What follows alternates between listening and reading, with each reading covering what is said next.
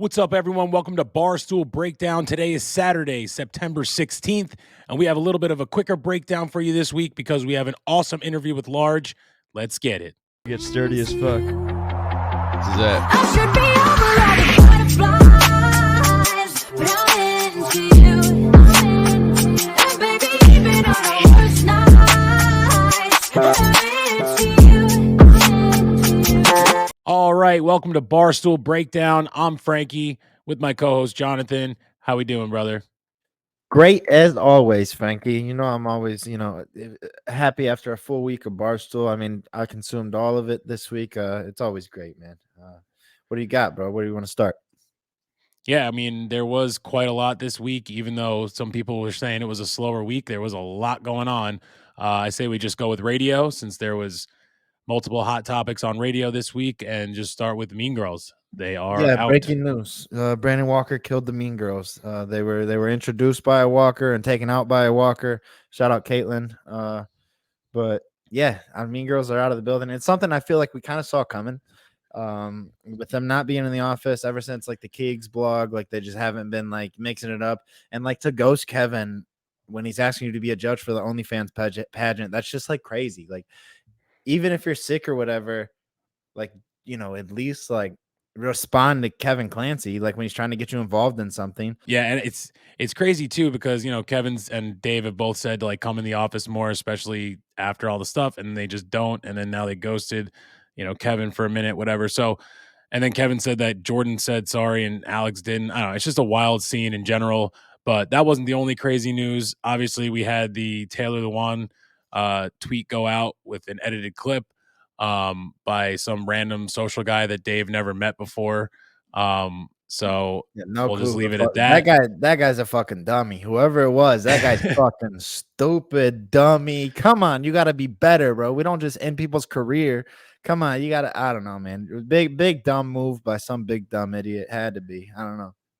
Yeah, tough scene, but I will say that it seems as if all the clips are going to be going to be, watched what's going out. So shout out to Gaz and the social team. The only other thing I had on radio, which was kind of an insane thing, was that Kirk just put it out there that he tried to hang himself in senior high, or wait, he was a senior in high school, and then his like closet broke, and then he didn't, go through with it, and like was making jokes about it. Just he's a wild guy, and I laughed at that, and I thought to myself, "Oh God, that's fucked up." And I'm like, "No, wait, he's making the jokes." Like it was just I mean, it's kind of one of those things where you laugh at tragedy, where you laugh at like your tragedy in the past. But Kirk Minahan, like, right? I mean, KMS, Kill Myself, Kirk Minahan show. Yeah. He's all I've known that he tried to kill himself. I didn't know like the full story until he said that. But yeah, pretty insane that everything. I mean, Stoolies are fortunate to have him, I guess. Minifans are fortunate to have him still. Like that's a wild, crazy, and like something like you'd look back on and like, yeah, I don't know. Clearly, he's a different guy now. I was gonna say he failed at one thing that he made it better for him. So we'll give it to him there. He failed at the SUI, so good for him. Yeah. I had two more things from radio. Shout out my girl Keegs. She got McDonald's in the office. No big deal. She's coming corporate as the president. From corporate. No. Yeah, from corporate because she's the president, so she's got to go do it the right way. I mean, the budget's smaller, so she's making sure they get the hookup. She's smart. I'm sorry. And then there was a bunch of Jets talk, but we can get into it later probably. And then the last thing I had was on 9/11. They had Large and Ann on, who was also on. I'll just throw this out now. They also were on macrodosing, but Large and Ann shared their like story on radio. And if you haven't heard that, Large and like later in the episode, we get into it a little bit, but just hearing Ann, because Saint Ann is Saint Ann, and she's just awesome. Unbelievable. So if you missed her story, go ahead and check that out because it's one of those that gives you chills. And the last thing I had was Chicklets breaking hockey news. Because I didn't actually listen to Chicklets, but yeah, they were breaking hockey news this week, trying to get coaches fired. That's weird though. Checking your players' phones, like going through their photos, that's fucking weird. You want to get to know me, sit down, have a beer, sit down, have a conversation. Don't be like, hey, let's look through your photos. Like, no, what? I said this on Stoolie Wednesday. The only reason you do that and you put it on the screen is because you're looking to see nudes of either girlfriend or mistresses or wives, and that's weird. So Yeah. Yeah. Guy's a weirdo. All right, let's jump over to PMT then. My favorite part of PMT is back. What's Wop, that? wop, wop, wop. Boomers? Fastest 2 minutes is back. That was the fucking worst. I can't do a high pitched voice. I have such a deep voice because I'm a man. But yeah, I can't do that. I can't do anything like that. So it sounded terrible. Sorry for the listeners that had to hear that. Yeah, Max and Hank doing it and jumping on boomers was funny too. Max definitely crushed, like he crushed it. Hank had a couple reading errors, which is expected. Because we've been dealing with Hank's reading for 8 years now as AWL, so that was expected for him to mess up Nick's writing. Shout out Nick Tarani, who helps write boomers for him. But yeah, but Max was doing it in like a super Philly accent. It just came out. It felt like it was so funny, dude. I love Max. He was It dogging was on the awesome. Patriots. He was dogging on the Patriots Yeah, because they yeah. just beaten the Patriots. Loved it. Yeah, there was the line about like Belichick being single or whatever. I don't know. It's just yeah, it was a great boomer. There's a million lines in all of them. Back. Yeah, great to have that back. And another thing with football being back is on today's episode, Friday's episode, Big Cat has a pinky team. So Vikings are the pinky team. 0-2 Vikings. Shout out Cheapy13, the biggest Vikings fan I know. Right. They stink. He talked a lot of shit on the Steelers in some Twitch chats. So Vikings stink too, buddy. Like, we'll see if they win 6 games. Who's saying the Steelers are going to win 6 games? Suck a dick, Cheapy. Come on, no way. Yikes. Chill. What? Well, I told him, bro. No, I know. I was just kidding. I'm just saying, Cheapy's the guy. You know that. Yeah, Cheapy's cool, but the Vikings stink and whatever. That's just how it is. Yeah, but yeah, dude, Vikings. my are the best friend, pinky who I'm team. going to No see way they tonight, win the Super Bowl. he's a Vikings fan, dude. So I'm about to talk some shit to him too, because last year I was like, dude, this is the biggest fluke team ever. I was like, they got to be the worst, whatever they were, 12-2, whatever the hell their record was. And he's like, hey man, they get wins, so got to be something. Yeah, and I was like, the team was they just suck. throwing And then when ball they around. lost, I was like, told you. But I mean, Yeah, they stink. for a second there, it was looking sketchy. Not Kirk Cousins' fault. And then PMT also had some golf videos coming out this week. They had what was the first one? We just talked about silent golf, which was something. It was something. You're a big fan? Testament.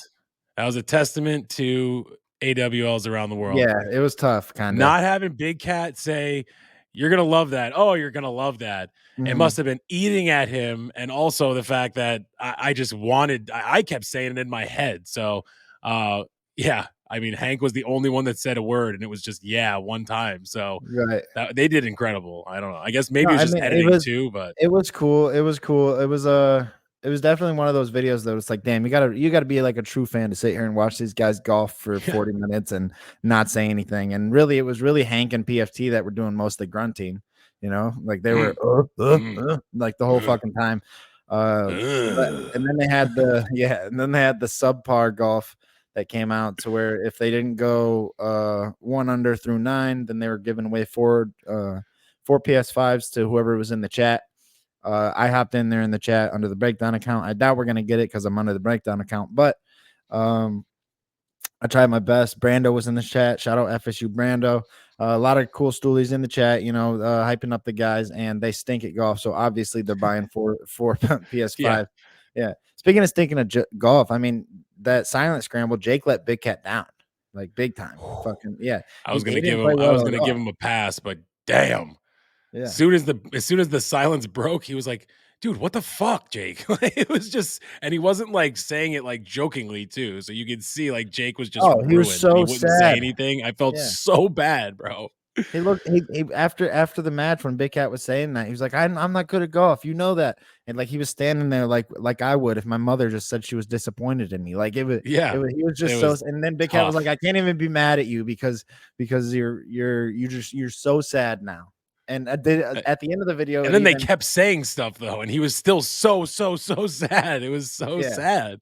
Well, at the end of the video, like to close it out, it was like post credits or like however they did it.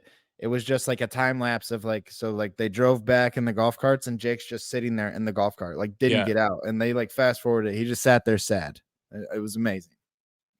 Yeah, that was hilarious. Anything else on PMT? Yeah.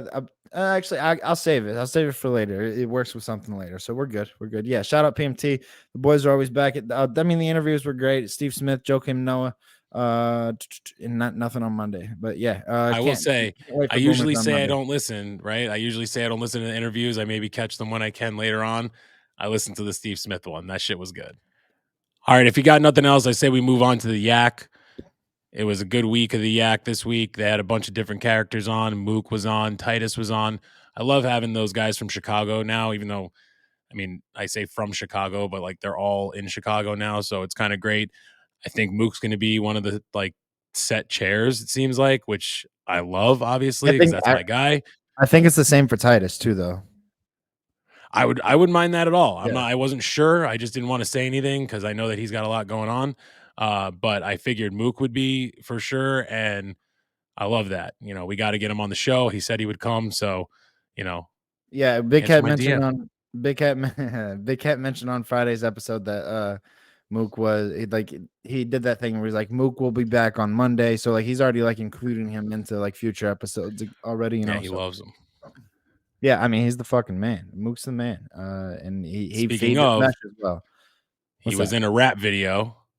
Oh yeah, Sick. fucking amazing. The Yak shout out Connor Griffin. He probably made it. Tweeted out that the Bad Luck Brian meme with Mook's face on it. It's fucking incredible. I'll try to slide it in right here. It's so it was good. perfect. It was perfect. Yeah. I just he like we talk about all the time. And they even say it too. Like we talk about Stooley Wednesday. They talk about it on the Yak. They talk about it on, PMT, on Anus, whatever. When you can be the butt of the joke and still be funny, that's when like Stoolies love you. And that's when people in general love you. And that's why I think Rico's coming around on a lot of people, because he's allowing people to like come at him and not just go full on furious psycho ISIS mode. He's going, let me fucking around and jab back at you. And he's like a lot wittier than a lot of people. So like, I just love Mook. I think that he's just on a skyrocket. So the rap video was great.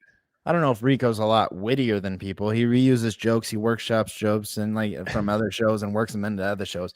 I don't know if he's wittier, but like he's rolling with the punches a lot better. To your point, like I get what you mean. Yeah, no, for sure.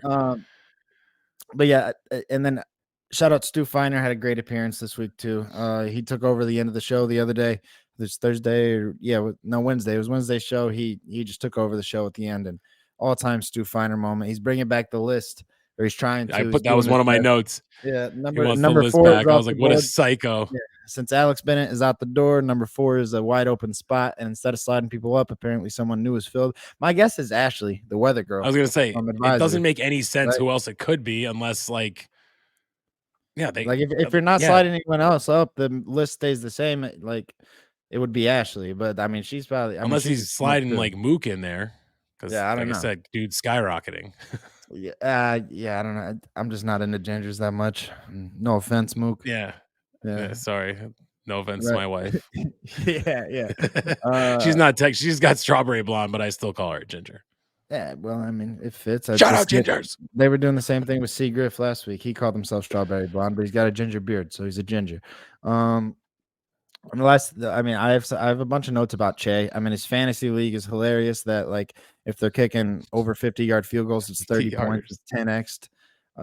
So like Big Cat won his game because Elliott had like 67 fantasy points. They're gonna get Che a cash cube for the Yak. He's not. Dude, that's gonna be awesome. He's just gonna be in the cube. Big Cat already ordered it. It's gonna be great. It's probably gonna just produce more content, especially when the new office rolls around. Just have that shit there. Like people are gonna be using that up. So it's a good purchase for sure. And then the last Che thing I have is today on Fella Friday. He picks fucking Brad Johnson, a Super Bowl winning quarterback, as one of his fellas. So what are you doing, Che? And like he thought it was like super genuine. He was like, well, if he wasn't a Super Bowl winner, it's like that's the thing. He won a Super Bowl. He can't be a fella, bro. He can't be a fella. I mean, he literally he makes the perfect point though. If he wasn't a Super Bowl champion and didn't have thousands of followers, like it's literally he's saying all the things that describe a fella that he's not though. That's the point. Like so. Yeah, that was a horrible, horrible pick in my opinion. Yeah. The only other thing I had, sorry, go ahead. No, I'm just saying it didn't make any sense. Like how he tried to vindicate it and like say it was right. Like he's dead ass gonna come back with another buck, and he's gonna come back with like Warren Sapp, just like being an analyst and be like, "This is my guy. This is my guy right here." It's like, no, it's not a fella, Steven. Hey, this guy posts Mike Allstott highlights, so this is my fella. Exactly. Yeah. But so my only other thing on the yak was the horny hours with Za and Brandon getting got by Yeah, Church. official catfish. Yep. Fuck that Shout guy. out Church, even though you're a bad guy. Yeah, it was pretty funny, especially when everybody was like, "Oh yeah, Church got you," whatever. And then all of a sudden, Brandon was like, "Yeah, dude, he will post pictures of my kids." And they're like, "Oh yeah, no, he's not Yeah, good. that He's guy not good. stinks. He's not good." Like Yeah. they just immediately switched their tune because they were Well, like, I "Yeah, mean, no, that we was don't want also this shit." Brandon's fault. That was also Brandon's fault for the way he explained him. He was like, Dude, he little started it off Brandy, saying, he's come like, he used to on. call into the show and try to get me with these Yeah, nuts, yeah, or Candace dick fit in your mouth, and it's yeah, like, yeah. wait, but he was posting pictures of your kid. Why don't you just lead with that? We'd probably Right. agree That's that what he's a Big bad Cat guy. said, right? He's Yeah, like, yeah, yeah, that's probably what to start with if you want us to feel bad for you. But exactly. yeah, that was a pretty funny moment. And Zaz like, I'm out unless you know, they see, I guess, in person or something. So that was all Yeah, I I don't had on know. the yak though. Yeah, whoever Za's little honey in Alabama is, she has to speak up. Yeah, maybe we got to DM Cruz or something and ask Cruz like, "Hey man, you know any little people in Bama? Yeah, I know you're a big Bama guy." And he was on campus that week too, so maybe Yeah. maybe he knows her. We got to talk to Cruz on that one. We got to get Mook and Za to do like a Queens show or something. Just talk about their Queens because I feel like their stories are unbelievable. The roommate story with Za, Mook's stories, like it's just we got to Yeah. get some content out of those two. Yeah, Queen advice with Mook and Za. Okay, moving off of the yak, let's just hop right into pick 'em. I mean, I need to get on Telegram. I need to figure out this Telegram thing. That was the biggest pick 'em note I got. I got to get on there. I got to get in the chat. I got to get the notes. I want to see what's going on with the writers, man. I need to infiltrate the writers. I am a writer, but I need to infiltrate the true writers. If you're a writer out there, someone liked my tweet the other day, said writers are back. Maybe I'll DM that guy. But I got to get in. I got to know what's going on Telegram. Yeah, that what an unbelievable turn of events that now went from halt to the riders to okay, now we're in an encrypted app where we can talk secretly. And how about when Rico's talking about him too, and he's up there. He's like, you got to put that hand down, buddy. Put that hand down. And then Big Cat's like, you do this one, right? And he does the other one. I'm like, God, dude, these guys, they do not care when it comes to Rico. They'll just go to anything, call him a terrorist and all, which leads into one of my biggest notes on here. Really, my only other note that was something that I thought was worthy was that Dave at the Cancer Fund, what do you call it? The telethon or whatever, where he had to people were calling in and he was making trades and whatever. He answered the phone and someone's like, "Hey, I'm a rider," or whatever. And he's like, "Oh, even when Rico threw a can at his coworker's coworker, and then he was DMing his coworker's wife, whatever." And he was like, "Yeah," and he's like, "Well, you're basically a terrorist." Just right in this thing on a 9/11 fund relief, whatever it was like. Yeah, he said he didn't So, really realize the situation when he was saying yeah, it, but yeah. and then he was like, "Yeah, that was tough afterwards." Yeah, so I mean, it was just obviously it's just Dave. That's not like he meant to do that, but just a tough scene there, and that was just a funny story, I thought. So I had that as my notes there. Yeah, Dave, Dave is always going at Rico. Dave is hedging everything Rico puts out. Like if he has the same thing on the card, he's going against him because Rico has been god awful in college football so far. So he's back to the list. So we're allowed to say list again. Whereas we're allowed to say list again. He brought the list back because I mean that's it went away because he got all mad saying don't say list, and now it's back. So the list is back, but he's doing it a little different, I think, because it's his list. But actually, no, I think Big Cat forced him to do it the right way. But yeah, the list is back, and yeah, Fade Rico's back. What else do I have? Apple picking season. Rico didn't understand what apple picking season is. Like he has no idea. Like Dave is actually referring to when it's time to go pick apples. Right. Rico just thinks that they're referring to a bad week to where you're like a time period.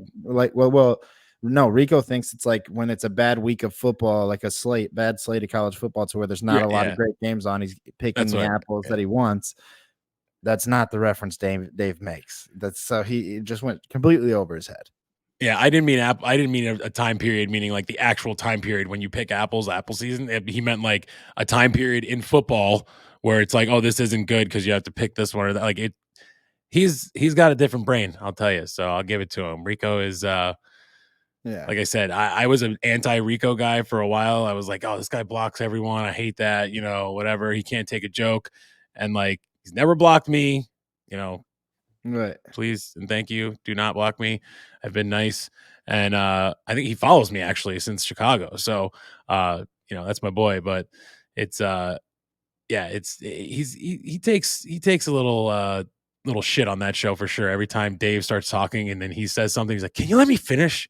And it's like I always do that shit to my wife and stuff. So I feel so bad for Rico because I don't know. I just feel like it's such one of those gut punches when you hear that from someone. Like it's like, oh God, yeah, sorry, go ahead. Well, I mean, but it's his thing. He's always like interrupting and stuff. Like there was that clip a few weeks ago where Dave was trying to tell Rico the story, and Rico kept interjecting and like interrupting the story. It's like, dude, and like you got to walk away at that point. It's like, fucking, you won't let me get the point. You, like, get to the point. Like you're just like jumping to it or like interrupting with questions that are irrelevant. It's like, relax, bro, relax. Yeah. But yeah, pick him. Great. I was tracking Big Cat's bets. I can't keep up because he adds too many to his card. So I am no longer the 1,000 bet tracker. Can't do it. But I'm sure he'll reach it. He'll reach it this year for sure. All right, let's jump into something I love. Anus. Great pod. Big Cat was on. They said that he's going to be on more often, which is awesome because, like I said before, or I've said before, I should say, when I listen to these podcasts, it's basically just how much of the extension of the yak can I listen to? KB and Nick, Titus and Brandon, Big Cat on PMT. It's like everything I listen to is, Son of a Boy Dad. It's just all old or current yak guys. So we also had Mook talking about his date. He had the awesome 10 things about Mook that the girl wrote, which at first they were like scared. They were like, oh no, because they were like, everything's going to be bad. And then they realized that she actually liked him. And then they realized that he really likes her too. So they were really pushing Mook's in love. him. Yeah, Mook's in love. He's a fun ass guy. He's so make sure you tweet that at him. He's a fun ass guy. If you want to use the acronym, just the acronym, yeah, that's fine. And we also find out he's the cream pie god. Like he's ready to fill her up. Like whenever she's down, like to get filled up, he's waiting on it. But no, I mean it was an awesome episode. Especially like a Mook centric episode. Definitely like a different vibe of Venus. Because you didn't get like a full 20 minutes of KB roasting a mayor or anything, but it's the way that he like interacts with Big Cat too. He just called him like boss man. He buddied him. He's like, hey buddy, called like, him Junior.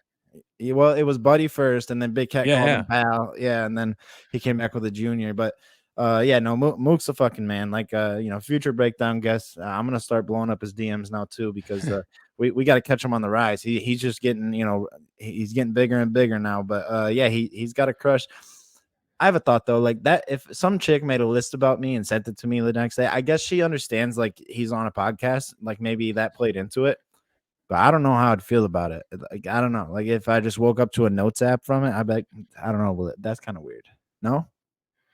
I mean, I don't know. All I know is that she was fucking skating home because she was dripping. So she was just skating home on her wetness. So shout out Mook.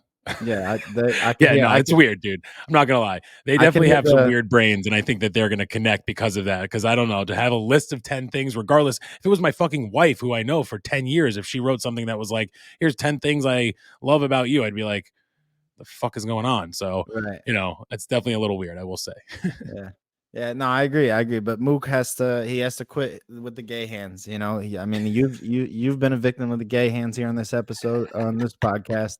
But you got it. It's a bad look, especially when you're like sitting there just. I guess all she was doing was roasting him. He's just like, like what? Like, what? No, I was gonna say, at least I was showing what you do in the Wii to be successful. So yeah.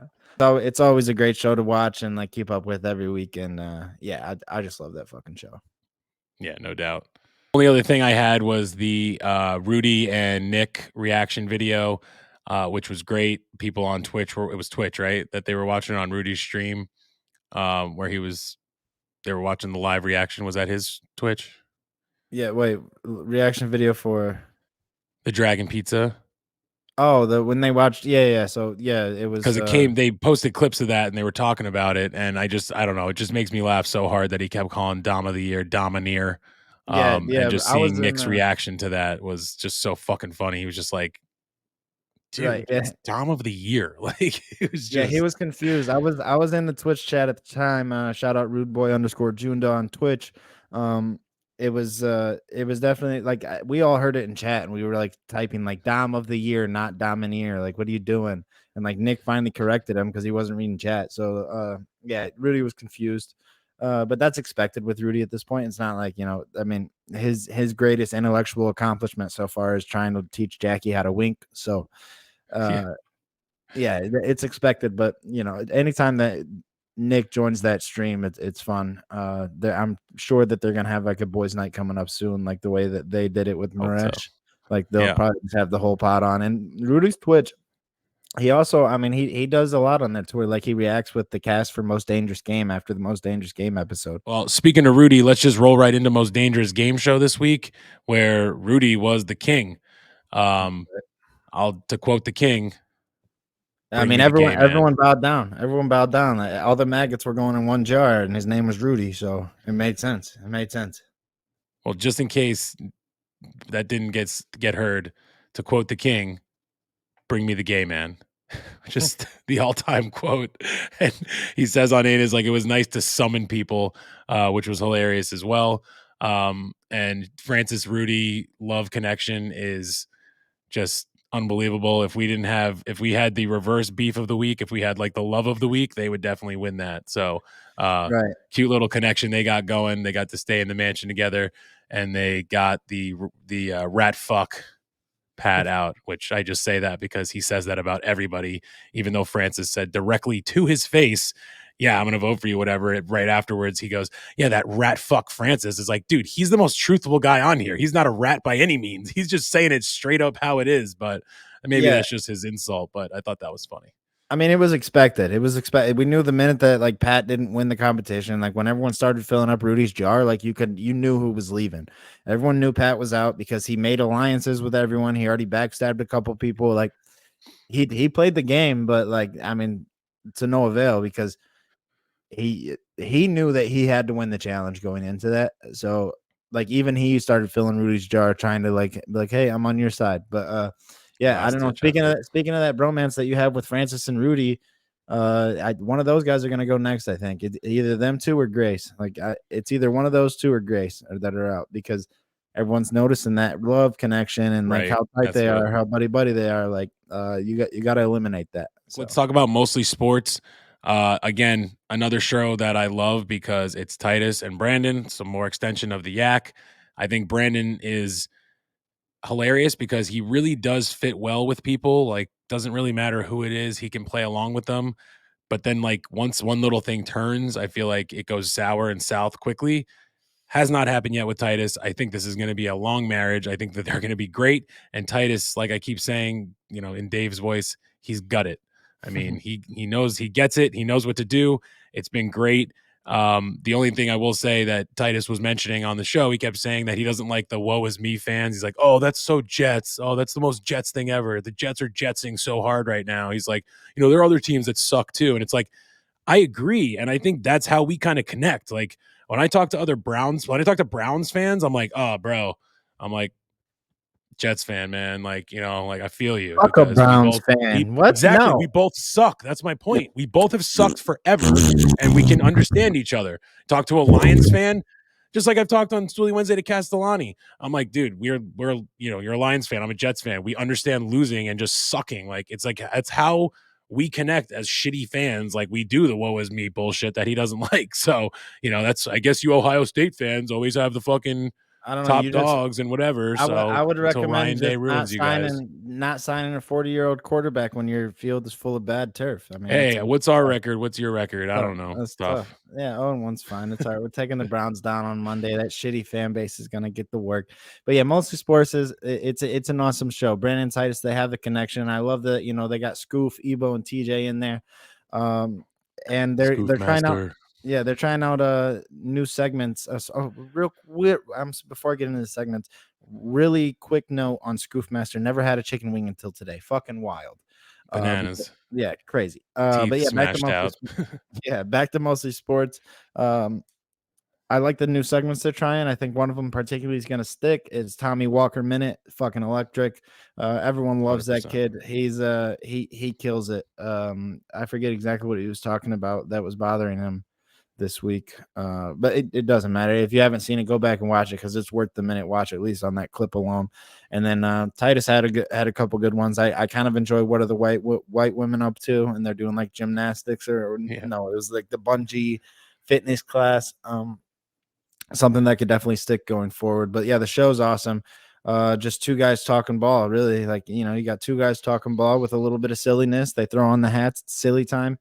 I think that shows it's definitely gonna stick. Barstool's had a few shows like that. They're gonna relatively new, but definitely gonna stick and have bigger fan bases going forward. Like Mostly Sports, Healthy Debate, which we could have covered a little bit in Pick'em, but Healthy Debate, great show by Rico. It fits right where that guy works. So yeah, Mostly Sports it's the shit so far. Yeah, it's funny because Tommy Walker, I got to a point where I was like, shit, like when is he gonna get not like cute and funny anymore? Because he was like the little kid that was like kind of hilarious. He would say some funny shit and it was kind of off the wall stuff. Now I'm almost like, God, dude, just get older so you can start working for Barstool already. Like I just feel like that's his next Oh yeah, he's progression. Like like I just his can't wait. He's fucking great, man.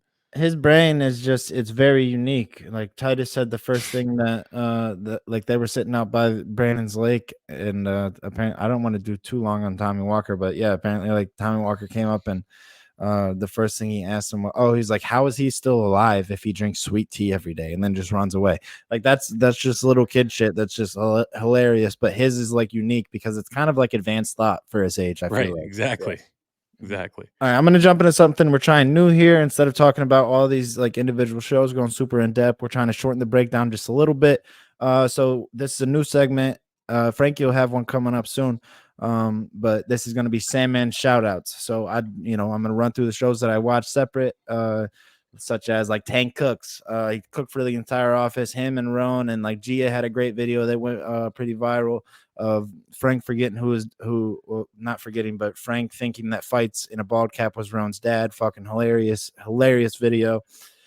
Sports advisors behind the scenes stuff. They did like just the regular behind the scenes, which was great, but the Weather Girl stuff, which was like, worth every minute of that watch. Dog Walk with Brandon and Kirk, 1990s comedy draft. Brandon got robbed for knowing more movies, it felt like to me. Most Dangerous Game we already went through. I don't know why I mentioned that. The Dozen. I've watched every 1v1 matchup. Fucking amazing. I didn't know that Will and Kirk had to actually play their game twice because Jeff D'Lo deleted the first one. But KB and Nick steal the show because their categories are incredible. Barstool Outdoors with Jackie Fights and Mincy was very good. I actually went back and watched two more of the Barstool Outdoors because I'm way behind on that. But I didn't know that channel has almost 500,000 subscribers. Like Sydney Wells is killing it on that. Out of Order, Spotify Wrapped and Back Dreads were my favorite skits. Shout out Sass, shout out Fights. That show's always good and creative. And shout out Owen because I know he writes a lot of the sketches. But yeah, that's all I have, and that is that's the full list. That's the full list of shout outs. So shout out Stu, shout out Suicide, shout out Sandman, shout out all those shows. Shout outs to. All right, Jonathan, great job with the Sandman shout outs of the week there. I'll be getting my segments out next time, and that'll just bring us to the Barstool Beast of the week. I'm the best of the office! I am the best one here!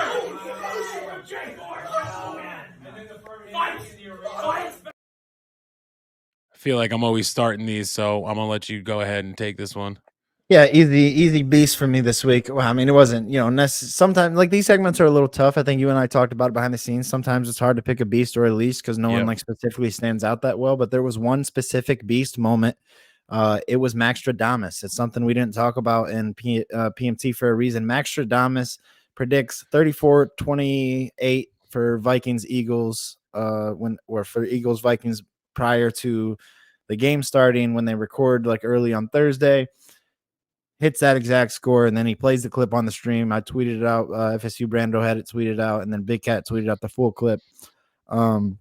But it's awesome, and I mean, he caught a couple dubs this week. It's not the Max Stradamus thing was really what won me over. It was just like, that's impressive. You ever can like guess correct score? Like if you bet $5 on that, you win a 500. Like that's crazy. If he ever does that again, I'm gonna have to take it. Like he might be Max Stradamus, and he caught a couple dubs this week. He beat the Patriots. Like I said, he killed Boomers. So he's got one over Hank on that, and yeah, I don't know. The Max Stradamus stuff was just super impressive. So he's my Barstool Beast for really that alone. Yeah, I can't disagree with that. He got 2 dubs in a week in NFL and predicted the score and was amazing on the Boomers fastest 2 minutes. Yeah, that was just so funny. I love hearing the different guys try to do that voice. So I think they're gonna make that a common thing though. But one thing I will say before we close out Max being Beast is the guys used to lose and coming in second place and all that. So I'd expect the downfall soon from Max. I'd expect something bad out of Max soon. But he's the Beast for now. You're the Beast. Great work, Max. Oh, I feel like I'm like a broken record on this show, but once again, I don't know if this is 2, 3, whatever it is. My Beast of the Week is Mook.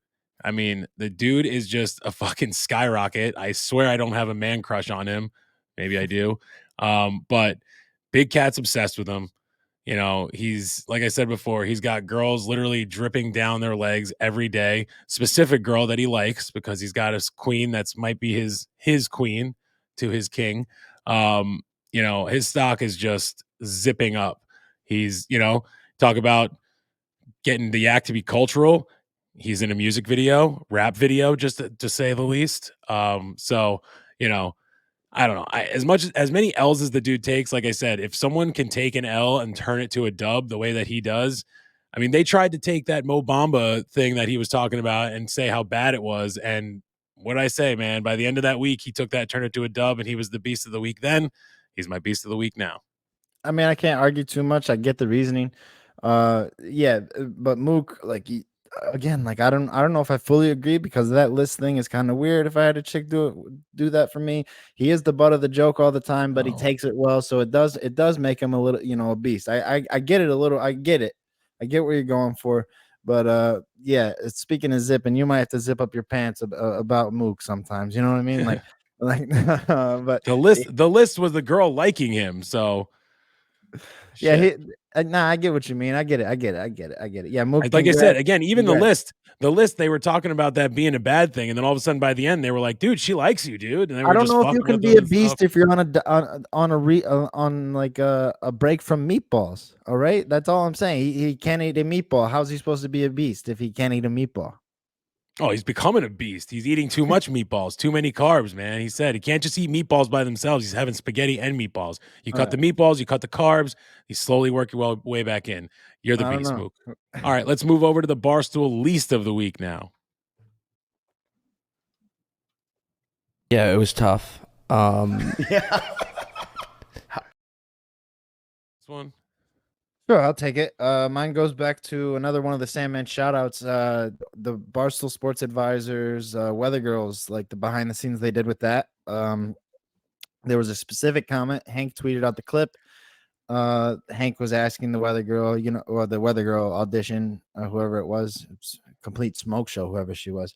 It was asking her, does she watch any other Barstool shows or anything? That's fine. I take the bunk. Does she watch any other Barstool shows or anything? And she said, "Yeah, I watched part of my take. With the little guy. I don't want to say dwarf, but the little guy." And she was referring, and Hank goes, "Oh, PFT," and she's like, "Yeah." So fucking hilarious. So PFT commenter is my least of the week because he's getting dwarfed by Weather Girl auditions. And then there was it leads into something later, but there's another reason that like he just took L's off of being short. And yeah, he used to call himself 5'9.5", but now he's saying he's 5'8.5". So he's getting shorter by his own assessment. Like he gets 1 year older and he got an inch shorter. I won't let you do it. I told him personally to his face in Chicago, if anybody ever says that you are less than 5'9", I will stop them in their tracks. He said it today. I don't care. I'll stop him because he's lying. I was in the doctor's office. That piece of shit told me that I was 5'9" and was it 5'9" and 3/4 or 5'9" and 3/4 or something even more than that. And I was like, fuck you, dude. I'm 5'10. Just tell me I'm 5'10. And when I saw PFT, we were just about eye to eye. So I told him, I said, both 5'8.5", you're man. You're 5'9", both and that's 5'8.5". it, dude. I gave him Yeah. 5'9", and I'm just sticking with it. That's it. No, I mean, dude, I I don't give him know. 5'10", actually. Pray to God that weather girl doesn't watch this show because she might call you a dwarf next. Like, I don't know, bro. Like, Let her. PFT, I would love it. Please watch the show. But no, PFT, he's the least just for getting dogged like out of nowhere, and like he made it his Fire Fest, so that's how you know it really got to him. Like, yeah, PFT commenter, welcome to the least list. You are my least of the week. My least. Well, I had actually changed mine because we never figured out who it was that made the Taylor Lewan clip shortened, or else that would have been my least. But because we don't know who it was, the Mean Girls are my least. I mean, we talked about a lot of it before. Specifically Alex Bennett, I feel bad because like I kind of liked her more than Jordan, to be honest with you. But the fact that she ghosted Kevin when they were supposed to do the judging contest and then didn't say sorry afterwards. I know they both ghosted Kevin, but the fact that Jordan was the one that said sorry after one of my notes here was like the fact that she said, oh, when non-content people are talking to me, just like that's the reason like the podcast almost started in the first place because of the, Caitlin Walker thing. And then she's talking about, corporate people, meaning Aria can't, tweet at her or whatever. I don't know. It was just very like it just gave me the ick. I didn't like it. Like you said before, we all saw it coming, but just because of all of those things I mentioned, they are the least of the week. I feel bad because they got fired, but it's like I don't know. You put it on yourself. Like, come on. Yeah, like I said, we kind of saw You're lucky. coming. Brandon Walker's lucky, by the way, because he was going to be the least of the week because of getting got by Church, but I didn't want to give Church any more, praise, and I didn't want to hurt Brandon anymore. So, Mean Girls. Yeah. Yep. So let's just move right along. Let's go to the beef of the week. Fuck you! Well, fuck you too! Oh, my God! What? Brandon, My beef was Pat versus the entire Most Dangerous Game cast, and I think all of the Stoolies and all of the commenters. What a beef it's been. I feel like it's not just the beef of the week. It's been the beef of 2-3 weeks, whatever it's been since the show started. And people just writing, giving the snake emoji next to Pat's name. This week, the fact that, Pat mentioned that, when you go up there, put a little triangle next to O'Malley when you do the thing, when you do the The A, not the the apostrophe. apostrophe or whatever. Oh, it is the apostrophe. Sorry. Yeah, it's the apostrophe. I was thinking comma, then I was like, no, it's not that apostrophe. Say put the triangle in there to make sure I know it's you, and then I'll vote for you if you make it to the end. Meanwhile, he said that was bullshit. So he is a fucking snake or rat fuck. And I love the fact that Spider and Megan both put a triangle as the A in Pat, and then even Spider was like, "There's your A, bitch," and was like, he told him right away too. Yeah, that's it's a great beef because he was beefing with everybody. He knew like like I said, when he wasn't gonna win the competition, he knew right away. He's like, fuck, like I'm fucked here. My beef was it was kind of crazy and not expected. So it goes back to you Mean Girls. So Jack Mack, my beef is Kelly Keegs versus Jack Mack CFB. So Jack Mack quote tweets the Mean Girl pod, said, "Oh my God, this clip fucking rocks. Nice guys, just wait until you're 28 and you'll be in a good spot. If I say what I think I will, if I say what I think, I will be suspended 6 months." And so Keegs quoted that. It was like, I'm not sure what Jack Mack is implying here. That would get him suspended, but I agree with the girls' time. With the girls' time and maturity level are more important than age, which they said, and then added Jack Mack and also she quoted him and then tagged him. Maybe if you grow up a little, you'll get some pussy finally. Praying for you, XOXO. The beef goes on. I don't have to read the entire thread, but holy fuck, that was Jack Mack. I mean, part of this one was like last part of the tweet feels really personal. I'm not sure why. Always been nice to you and said hi. But yeah, like bringing up like, getting pussy or whatever. Like Keeks goes on to say it's a joke or whatever. But yeah, Prez is coming for Jack Mac's neck. Former like friend of the show, like former Beast, like crazy, like an unexpected beef that I saw this week on Twitter. Definitely a thread worth reading because it's contentious. It's crazy stuff. Yeah, I don't know about all that. I wasn't a big fan of that tweet.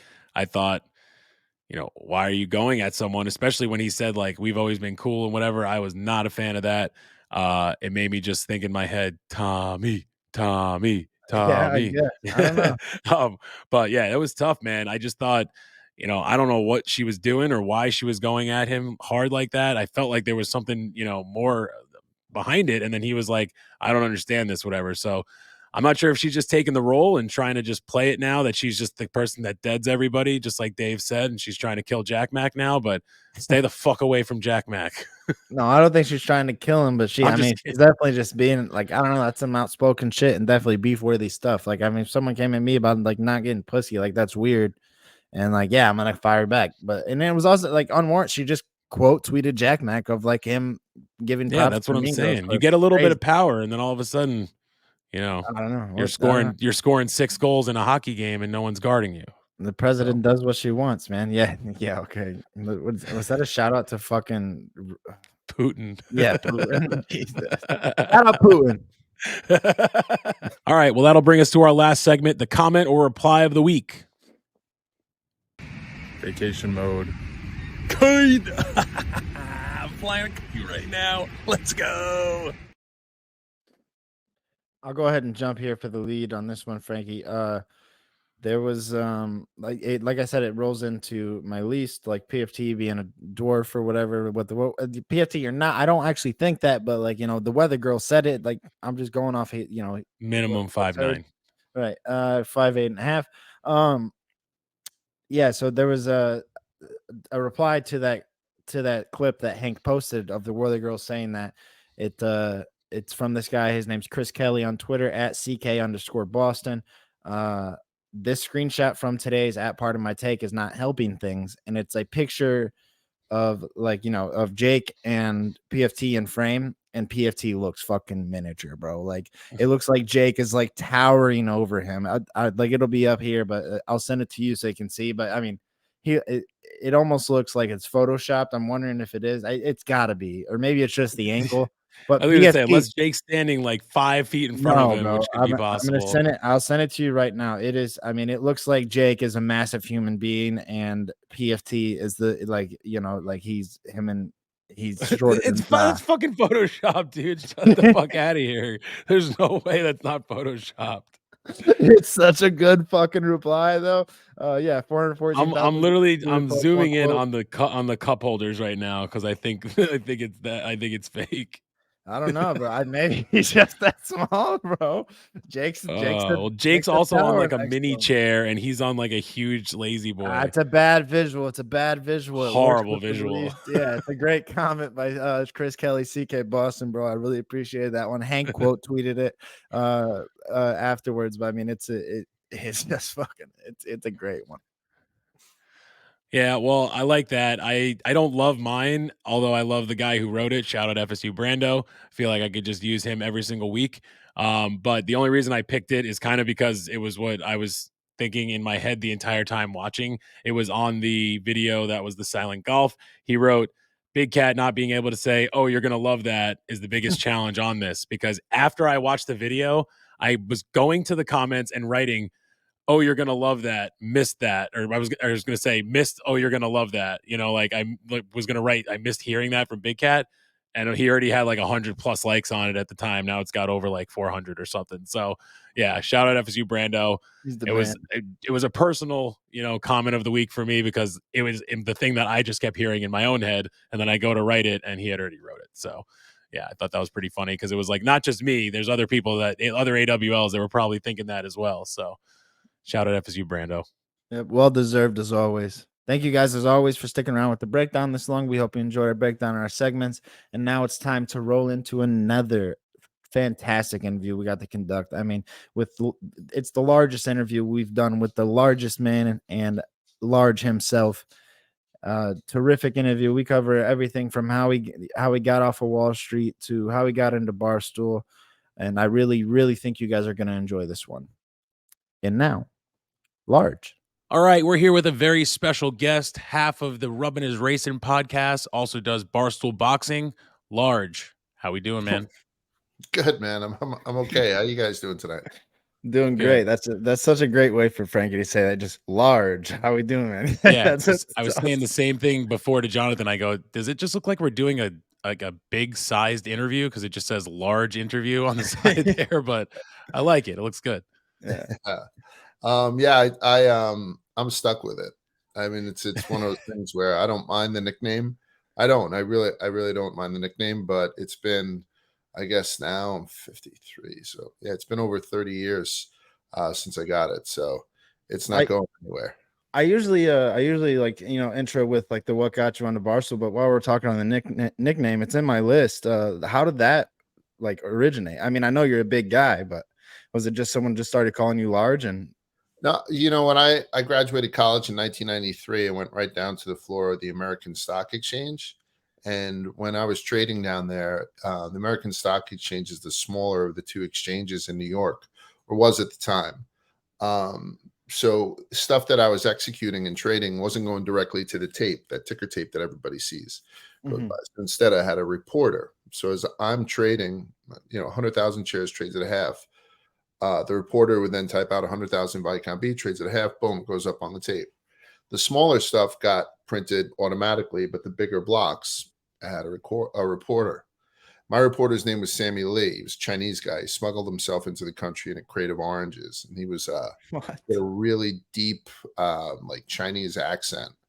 I've told this story once or twice. He had 20 VCRs going in his basement. 10 of them were bootlegging Disney movies. And the other 10 were bootlegging porn tapes, because back then you used to buy them off the street, the VHS tapes. So you could either get The Little Mermaid or, Come in My Hair Part 2. But as I'm going and we're trading, I was very busy on the floor. I was lucky enough to be put into a situation right away where heavy arbitrage in a stock that was being taken over. So it would be like, 100 trades at a half, 200 trades at 5/8, 350 trades at 3/4, as we're climbing. And Sammy used to say, got it, Raj, got it, Raj, got it, Raj. There's so many mics on the floor of the exchange. If there was already a fat mic, there was already an ugly mic, there was already a big mic. And so I was large mic. And when Sammy used to say, Raj, Raj, one of the guys who was a governor on the floor, Stevie Hoffenberg, I remember it vividly, had stopped Sammy Lee and said, is Mike, is your middle name Roger, or is that, something that you'd rather? And Sammy's like, no, he's Raj, he's huge, he's humongous, and that like kind of goofy Chinese accent. And then and it stuck. It just really stuck. And just about everybody, like I'd moved around from the floor, and it came with me. So I like worked with guys for decades who never knew my real name, which is fine. It's totally fine. Sometimes it gets a little bit weird when I'm introducing myself to people, because I usually introduce myself as my name, and then they'd be like, but I'd be like, oh, okay, then yeah, you can call me. Right. You know what I mean? Right. Yeah. So Yeah, so I would have that's felt super weird not introducing you as Large. And honestly, it's better than having if you had the nickname Small, I think that maybe wouldn't have stuck. But Large is definitely a cool nickname compared to a different size. I'll tell you that. The ironic nicknames I think get more jokey. Like every now and again, my wife calls me Light Switch because I have a little penis. But I think other than that, we get it's one of those ones that's apropos. People can't see, but I'm almost 6'6". I'm probably I'm 300 pounds. So yeah, it's not. I'm like glandular. I'm tough to look at. So it's one of those things where it's pretty apropos. So I'll stick with it for the time being. Definitely stick out for sure in a crowd. So I mean, you mentioned your past, like being at the New York Stock Exchange, and like how that all started there. So you used to write for what was it called? It was Took a Report. Is that? Yep. So did that lead you into Barstool? So like, what got you into Barstool is kind of what I'm getting at. Yeah. So everyone, like, people say maybe I can do what you did to get the Barstool, and it's not the worst idea in the world. But I had so I guess it was in 2008. For people who aren't familiar with financial markets, in 2008 the market had turned over. The movie Big Short and all that kind of shit. Right, So the housing crash. Yeah, all these firms had failed and whatnot. So around 2006, 2007, I had started a blog just on a whim. A friend of mine who was on my trading desk, I was trading at Citigroup at the time, had a friend who wanted to be a webmaster, just like run blogs, which wasn't a big thing back then. There was no cloud. There was no mobile platform on your phone. So if you wanted to read a blog, you had to read it on a PC. And so this guy had heard that I had a good sense of humor. So he had asked me if I wanted to just give him $400. He'd create the skin, and then I would email him blogs every night or whenever the hell I wanted to. And he'd put them up and, maintain anything they needed to maintain as far as, I don't know, bandwidth, keeping the comments under wrap. So I said, sure, I'll fuck around with it. He did it with a bunch of other people too. One friend of his was a Met fan. So one guy was a music guy. So he used to music, and all the other ones stunk to a degree, but also just didn't have the following that mine had right away. Cause it was like, ooh, somebody in the industry writes this. So it went from being just this little blog to all of a sudden it was like 250,000 hits a day. I never made any money off it. Any money I made off it, I donated to Wounded Warriors. And but the reason I didn't make any money off it is because I was a officer at Citigroup at the time. So I would have had to declare it as outside employment and stuff like that. So it was just like a labor of love. Kevin Clancy was a huge fan of it. It was called Take a Report. Take a report is something that whenever you're done with an order, and that's the end of your order. So Jonathan gives me 50,000 shares of CFB to buy.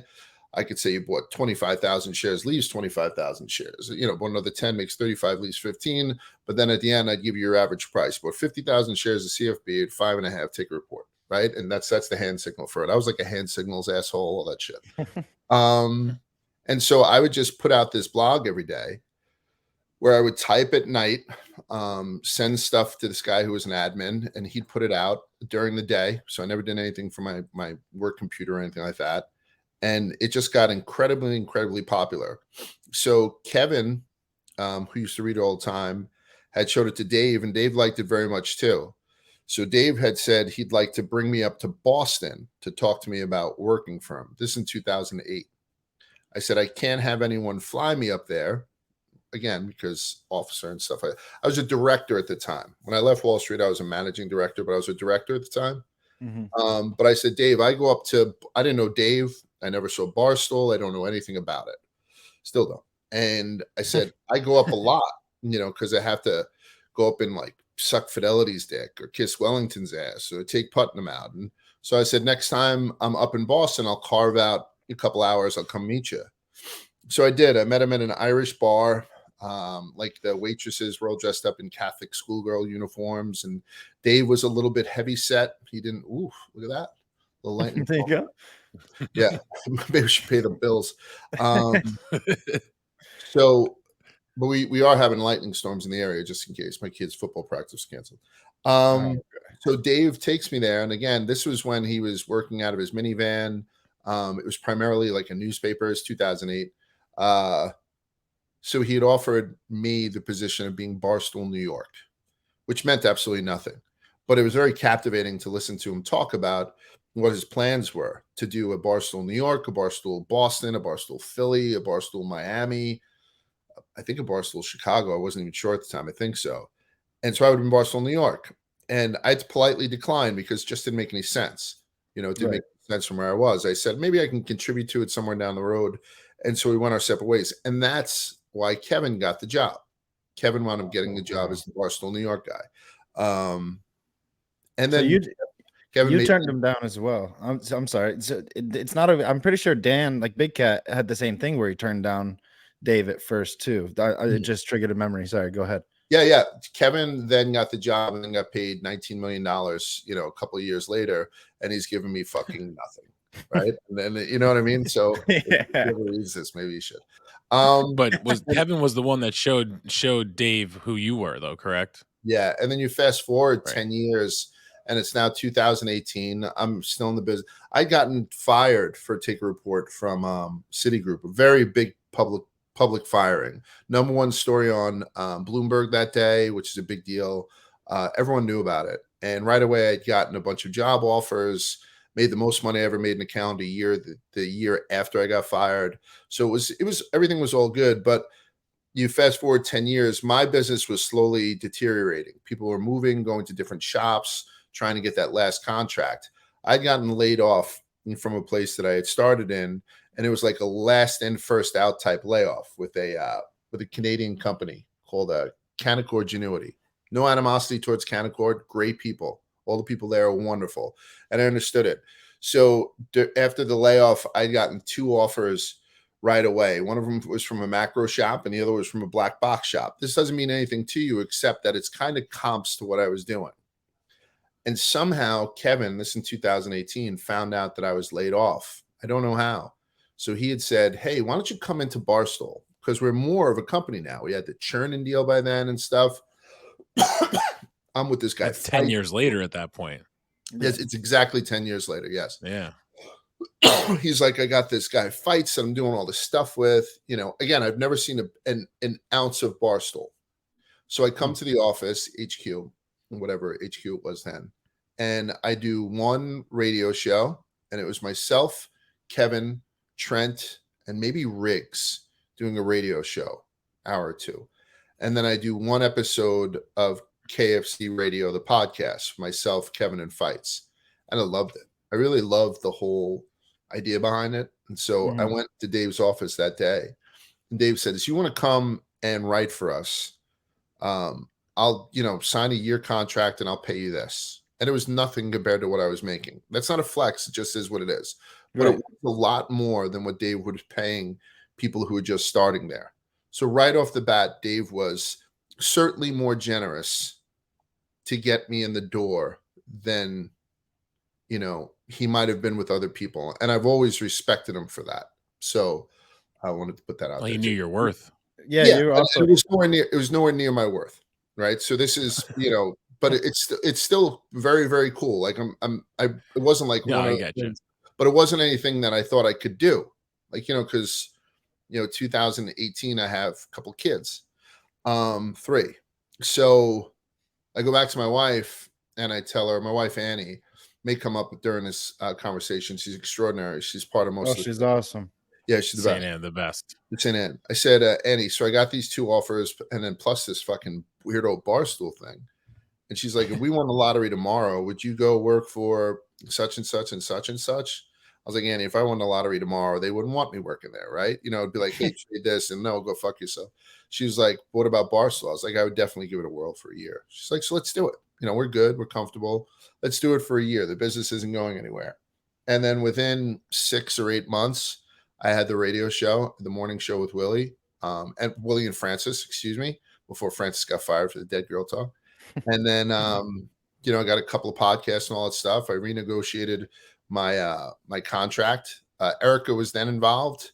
And then again, like my contract had gone up a little bit, maybe quicker than other people, because Erica had known that if I was to stay there a certain amount of time, I would be giving up trading licenses that I don't think I could go back and start taking Series 7s and shit where I am right now. So every time that I spoke to either Dave or Erica, absolute gentlemen, ladies, gentlemen, well, we'll just say gentlemen. And so that's it. So I signed like a 2-year deal with a third option, which they picked up after 2 years. Then I renegotiated 2-year deal with a third option. I think that 2 years is up in June. And then they have the option to pick up my third, which I'm hoping to God they do. And and that's it. So I've been here 5 years. Some people think I've been here longer. I mean, the first year I was here, we did a Feels Dunkin' like it. Yeah, we did a Dunkin' Award. I don't even think that's an insult. You know what I mean? Because I didn't mean it like an insult. I just meant just the amount of stuff you're in, and you know what I mean? Yeah, it would be shitty if it was an insult. I didn't mean that either. I wasn't implying it.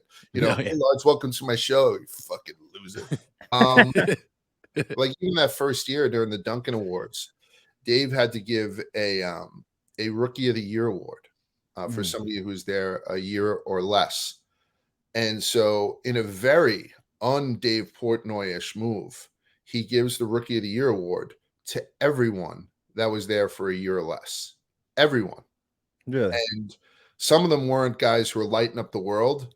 Some of them are no longer here, but everyone who was there for a year or less got one, except for me. And I was like, that's wild. And I guess somebody had told Dave, and in another non-Dave Portnoy thing, he came over to me the next day and he apologized.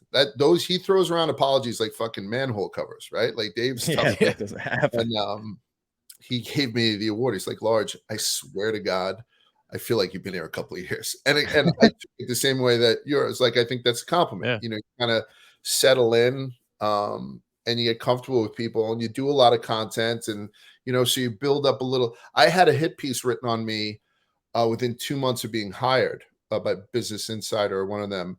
They wrote a hit piece on me. And like Gaz is like, this is the quickest, and it still is, the quickest any Barstool employee had a hit piece written about him. And it was Barstool hires an old.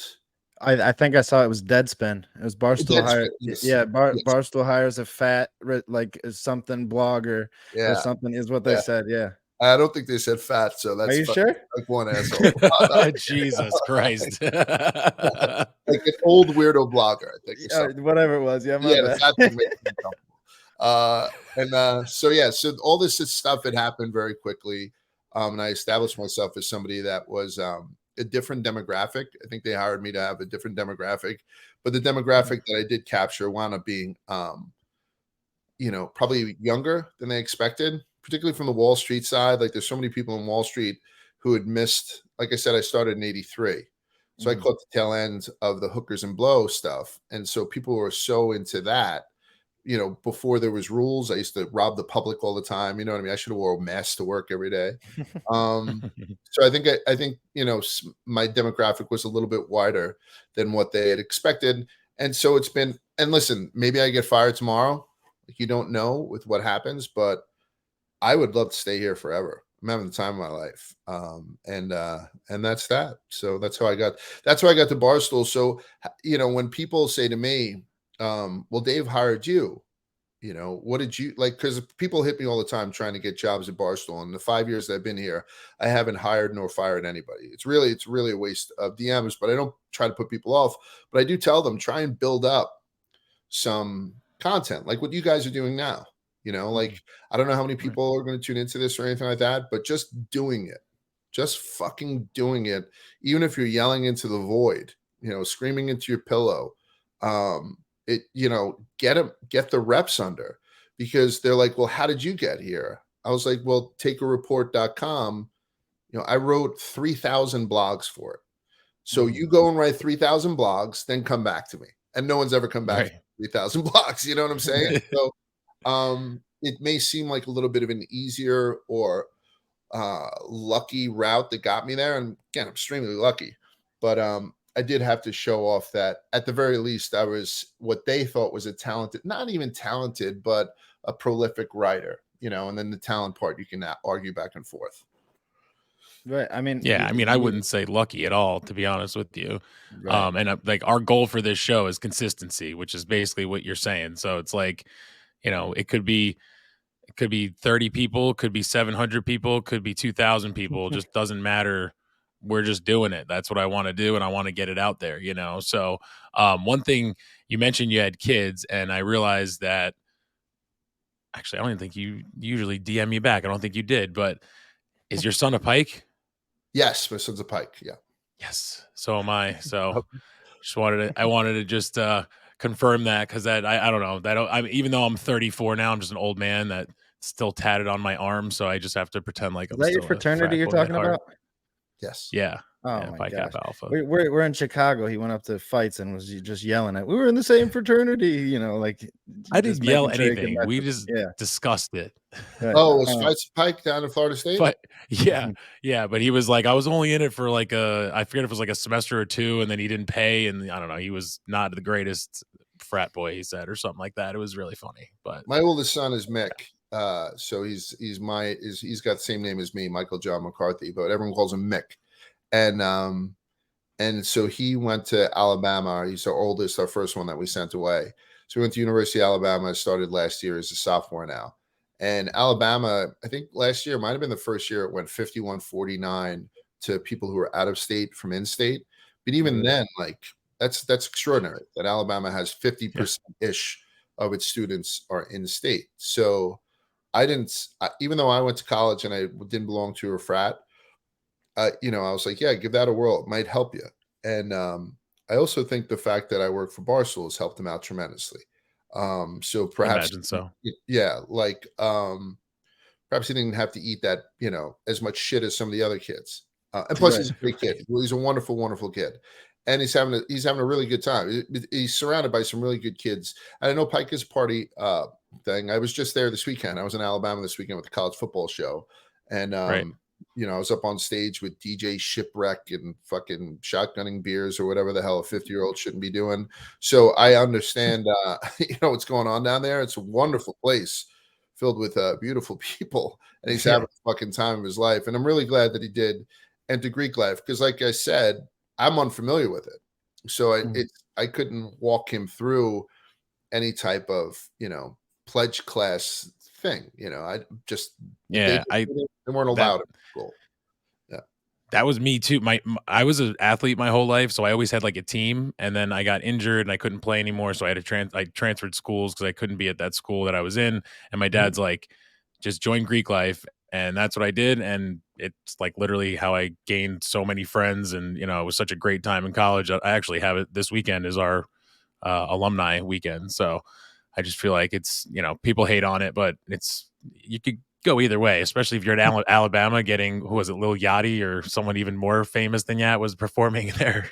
Yeah, he's part. I think he's going to be part maybe of the social chair team next year. And again, awesome. That's pushing him up the ranks a little bit faster than normal. And yeah, he's talking about. I think Shaq had DJ'd there. They had some guy Matroda. They flew in from Spain, and it's they'll have 900 people on the front lawn with the stages set up like it's fucking Burning Man. And I go down there and I'm like, Jesus Christ! But he's doing well. Like he's such a good kid. I mean, he was at Rough and Rowdy with me this past Rough and Rowdy a couple of weeks ago. He had driven to West Virginia. I was already there, and then I drove the rest of the way to Alabama, the other 11 hours. And while he was in Rough and Rowdy with me, he was in the green room, and Dave and Dan had then found out that Colorado was not going to work for College Game Day for our college football show. So Mick's like, "What do you guys want to come to Alabama? My frat will bend over backwards for you." And I think that's how that thing had started. Not that Dave and Dan wouldn't have come to that because it was the game of the week anyway, Texas, Alabama. Yeah. But like my son had gotten that going, and I don't think he would have had the confidence to have said that to Dave or Dan because Dave can be very intimidating. Dan is the guy who walks over to my son. He's like, Mick, right? You're the Riz guy. You're the guy. You know what I mean? Like he's and it's same thing with Roan. Like Roan, had said on radio that the yak that my kid was Adolf Rizzler or something, and like it just was kind of cool. But Dave is a little bit different, and I don't think he would have had the confidence to do that without this whole sort of in a frat and working shit out with making parties happen and stuff like that. He's also going to school, that too, and stuff like that. But all in all, it's been Pike has been a very, very good experience for him. That's pretty awesome. Yeah. They have to have an average like GPA to stay in. Yes, kind of. Yeah, and they have we abide by that. Study halls, honestly, the study hall, like once these kids get into trouble. No, I was in it, so we definitely did. I mean, there was little things maybe we bent, little rules on, but I mean, it was for the most part, we were pretty much like a sports team. We had to have a certain GPA and all that stuff. So, well, when HBO did that special a couple of months ago about Alabama Rush Week with the girls, like it's mainly the girls, I was expecting some fireworks. It was one of the more boring HBO specials I've ever seen. It wound up being more about that bald woman than about everything else. I have to apologize about these lights going in and out, but honest to God, you're fine. Yeah, it's a fucking a barn just flew by my house.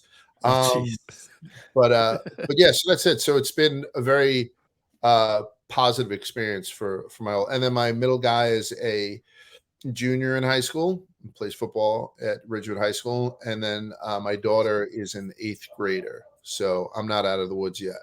No, you still got some time, definitely. Yeah, I'm gonna reach back more into. You were speaking on, how you give advice for people to mix it up, and it seems like you're one of those people that does very well at like mixing it up. Like with Rough and Rowdy, doing the college football game day show, hosting the Hooters eating contest.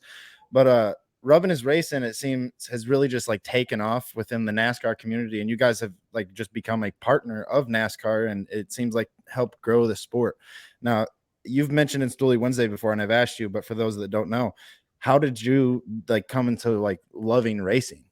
So a couple of years ago, in 2020, I guess, Willie and I, so Willie Colon, I shouldn't explain this, right? Because this is going out to mainly people who are Barstool fans, correct? I mean, yeah. So would people remember Barstool Breakfast, do you think? I mean, there's Come some on, diehard dude. I was gonna Steelers even that ask do. about it. I was gonna ask if that was one of your favorite things to do. Barstool Breakfast. I was a Jets fan, so Willie Colon, like, even though I know he was Patriots guy, but I just loved him. You're like, you two together was ridiculous. I don't mean to change Yeah. the subject, So but that was 51, 52 years old. And I've been working since I was 12. And the best job in the world I ever had was sitting talking on a mic for 2 hours every morning with Willie. And it's not even I close. remember you telling me that. I fucking love Willie. He just got a gig with Carton too. So anyway, so me and Willie, who was played in 2 Super Bowls for the Steelers, won one, and then he retired as Shout a out. Jet, which was a welcome home for him because he grew up in the Bronx. And we used to host a morning radio show called Barstool Breakfast along with Francis. Pat from Out and About was our producer at the time. He wasn't in content.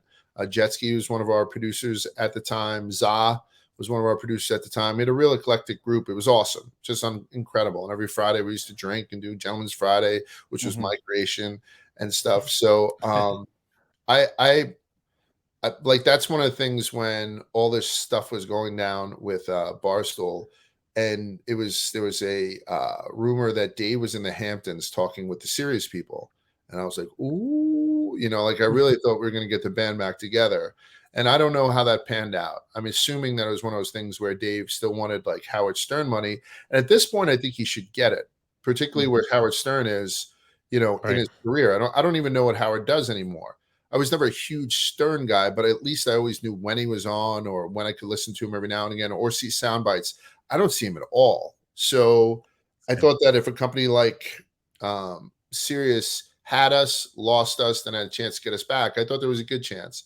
But it doesn't look like there is, and so that's very upsetting to me. But nonetheless, I still see Willie. He lives less than a mile away from me. Comes over for cigars. We drink every now and again. He looks great. He's back to his playing weight. He lost like 70 pounds. So The Steelers need some backup on the O line. So, if he's ready to come back.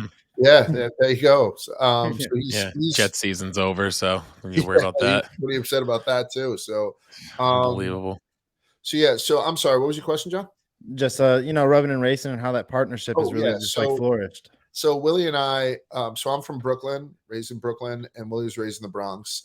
I didn't learn to drive till I was 21. I think Willie was the same way. Neither of us can drive a stick.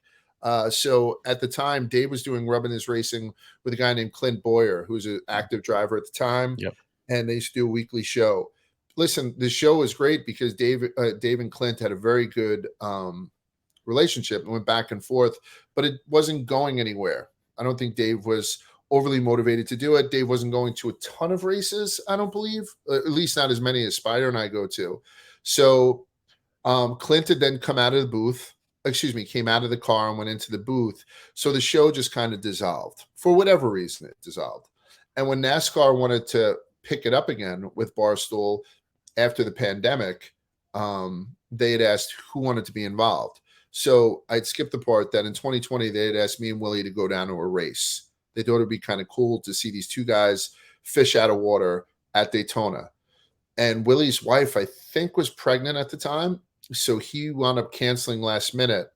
And so I went down alone. They gave me this young girl named was Amy Long, beautiful girl, just a wonderful person too. And Jetski. So me, Jetski, and Amy Long went around all weekend in a golf cart, drinking moonshine and smoking cigars and doing all this kind of like redneck shit. Meanwhile, David had dipped in with like Uber driver Debbie, did like a stage show. I was on stage with him. I did the show with them. And then Dave was off on the private jet. I was there and I fucking loved it. So when it came time for someone to step up and maybe do this new Rubbin is, and it wasn't like a franchise. It wasn't like, part of my take was on hiatus and I got to jump into it. It's sort of like I just jumped back into it. And Spider, who I love, has never been in any piece of content consistently had said he'd like to do it too. I love the idea of that. So he and I started this we started for the first season. We had no podcast, but Spider and I were being paid by NASCAR. Barstool was being paid by NASCAR for us to make 8 visits to different races. And we took different personalities to races, and then we'd release vlogs about it. And NASCAR really liked the way that we were getting along with drivers. Drivers were being very open to us. People were cursing when they normally wouldn't curse, and you could tell they weren't comfortable with it. You know what I mean? But it was cool. And so then NASCAR had said, we'll pay you guys to do the podcast if you want to resurrect it. And this is at a higher rate than what they were paying us when it was Dave, right? So this is a huge win for us. And similar to me saying, you guys shouldn't matter if it's 30 or 600, I think you'd said, Frankie. That's the way we go about Rubbin is Racing. I don't care. I don't care who watches or listens to the weekly podcast, because we're getting better at being with NASCAR. We're making all these relationships, and we're bringing all these new eyes to it, and we're getting all these purists that are all pissed off at us. But all these purists, they're going to watch NASCAR until they die anyway. It's this new thing, and it's not like they wanted to open it up to a younger crowd. So let's get the 50-year-old bald guy, father of 3, involved. But it is something like, I am really Ted Lassoing this fucking thing. I really feel like I'm in a mansion right now. So I was going to say, I'm hoping we're not going to get anything bad like on this recording, but I'm thankful that you're still. All of a sudden, my dead grandmother's going to float by. But so we started doing this thing, and NASCAR is a very long season. It starts in February, it ends in November. So we're 30 some odd episodes in. We're in the playoffs, and and I can say this with confidence, there is no other sporting body, any other sporting, league, club, anything that treats Barstool the way that NASCAR does. You could say, oh no, Large, PGA does whatever Riggs wants. Bullshit. Riggs gets a tremendous amount of access. He does not get the access that we get. Spittin' Chicklets does not get the NHL access we get. Outside of Carabas, the MLB never gives anybody at Barstool the access we get. And you know how the NFL is with us. Goodell fucking hates us. So, so it's just. Yeah, I've said it many times on Stoolie Wednesday. You guys have the best. Like, people say that all the time on Stoolie Wednesday too, that the foreplay guys probably have the best, and you guys have it second best. I've said it before. You don't see Riggs or Frankie or them playing in one of those things, but you saw the one bike car in a race, right? So, I mean, that tells you something right there, You also don't. I could honestly, I've been, and again, I still can't drive a stick. I'm learning the sport, Ted Lassoing it, so to speak.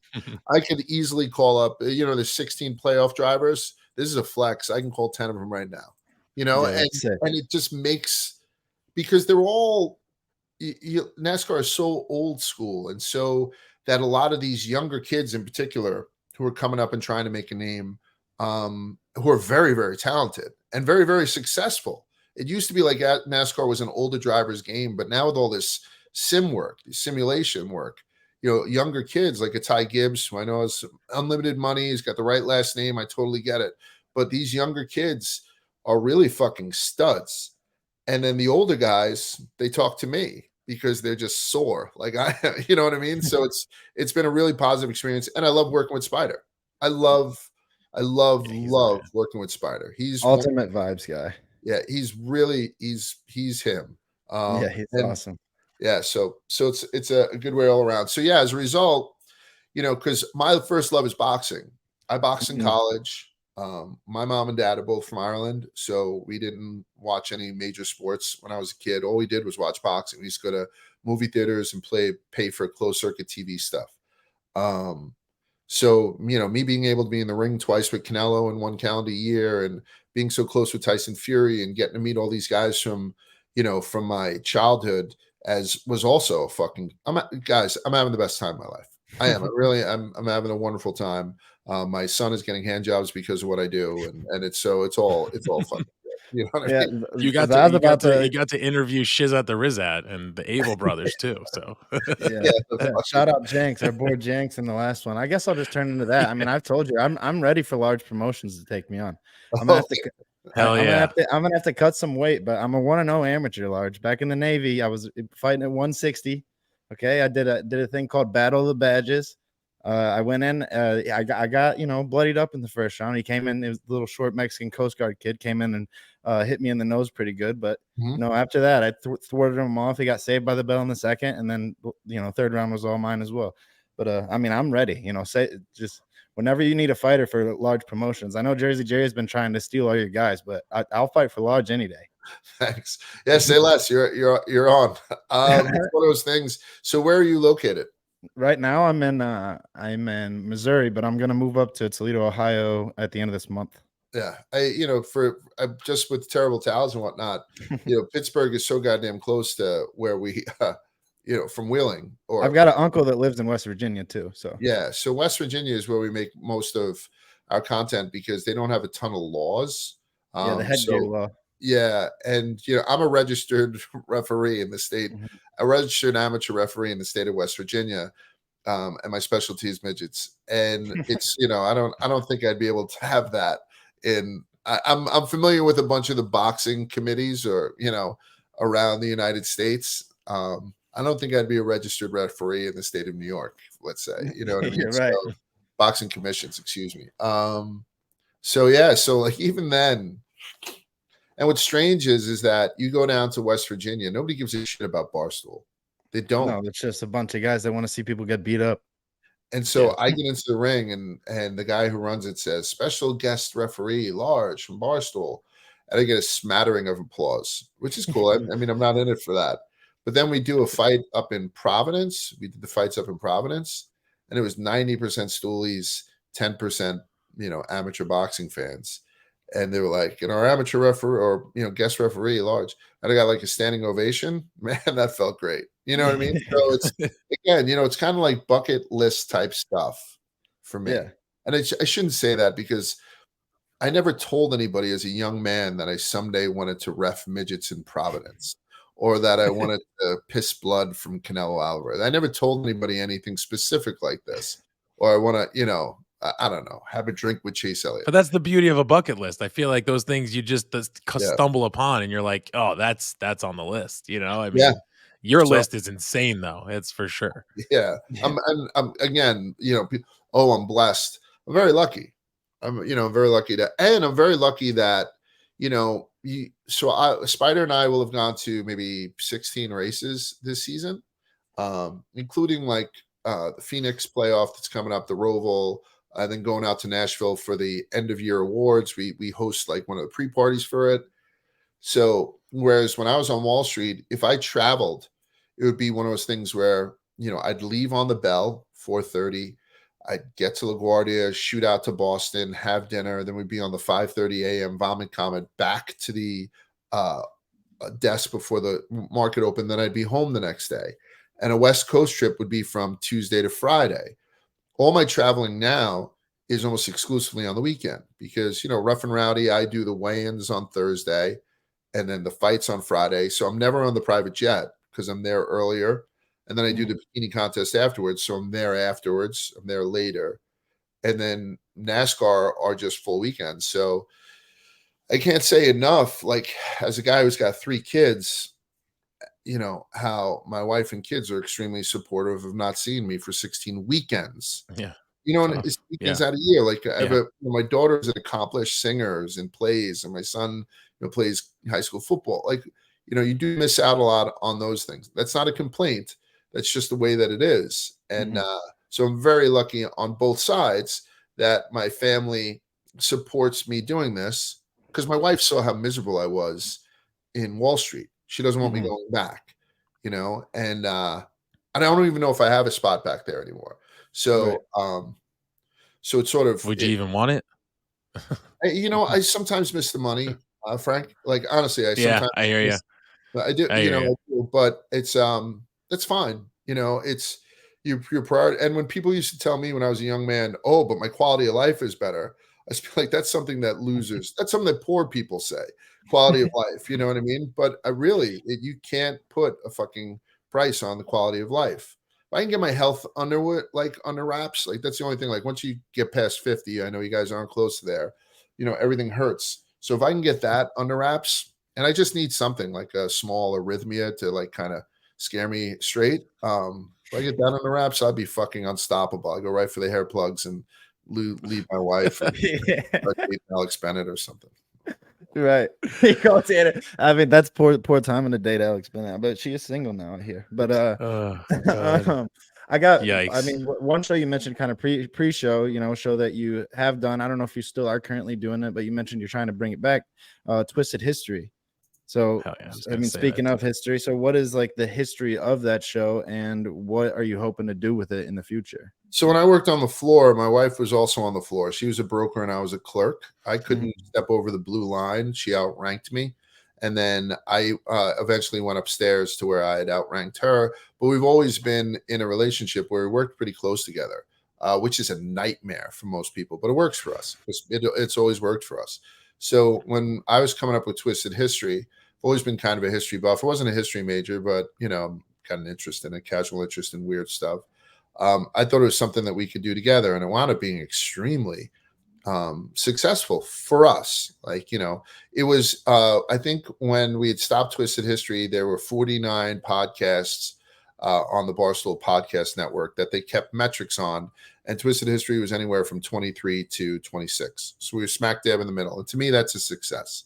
But for some reason, you know, and this was different. This was before the Penn thing had fallen apart. A lot of our production assets were moving to Chicago, as well they should, because that's where they were putting the money into. And a lot of other production assets were concentrating on either the bigger brands, the mega brands, the Bussin' with the Boys, the $1 Million Worth of Game, the Brianna Chicken Fries, that type of shit. Pardon my take, obviously. So non-gambling related content that wasn't in Chicago and wasn't part of the mega brands were on the block.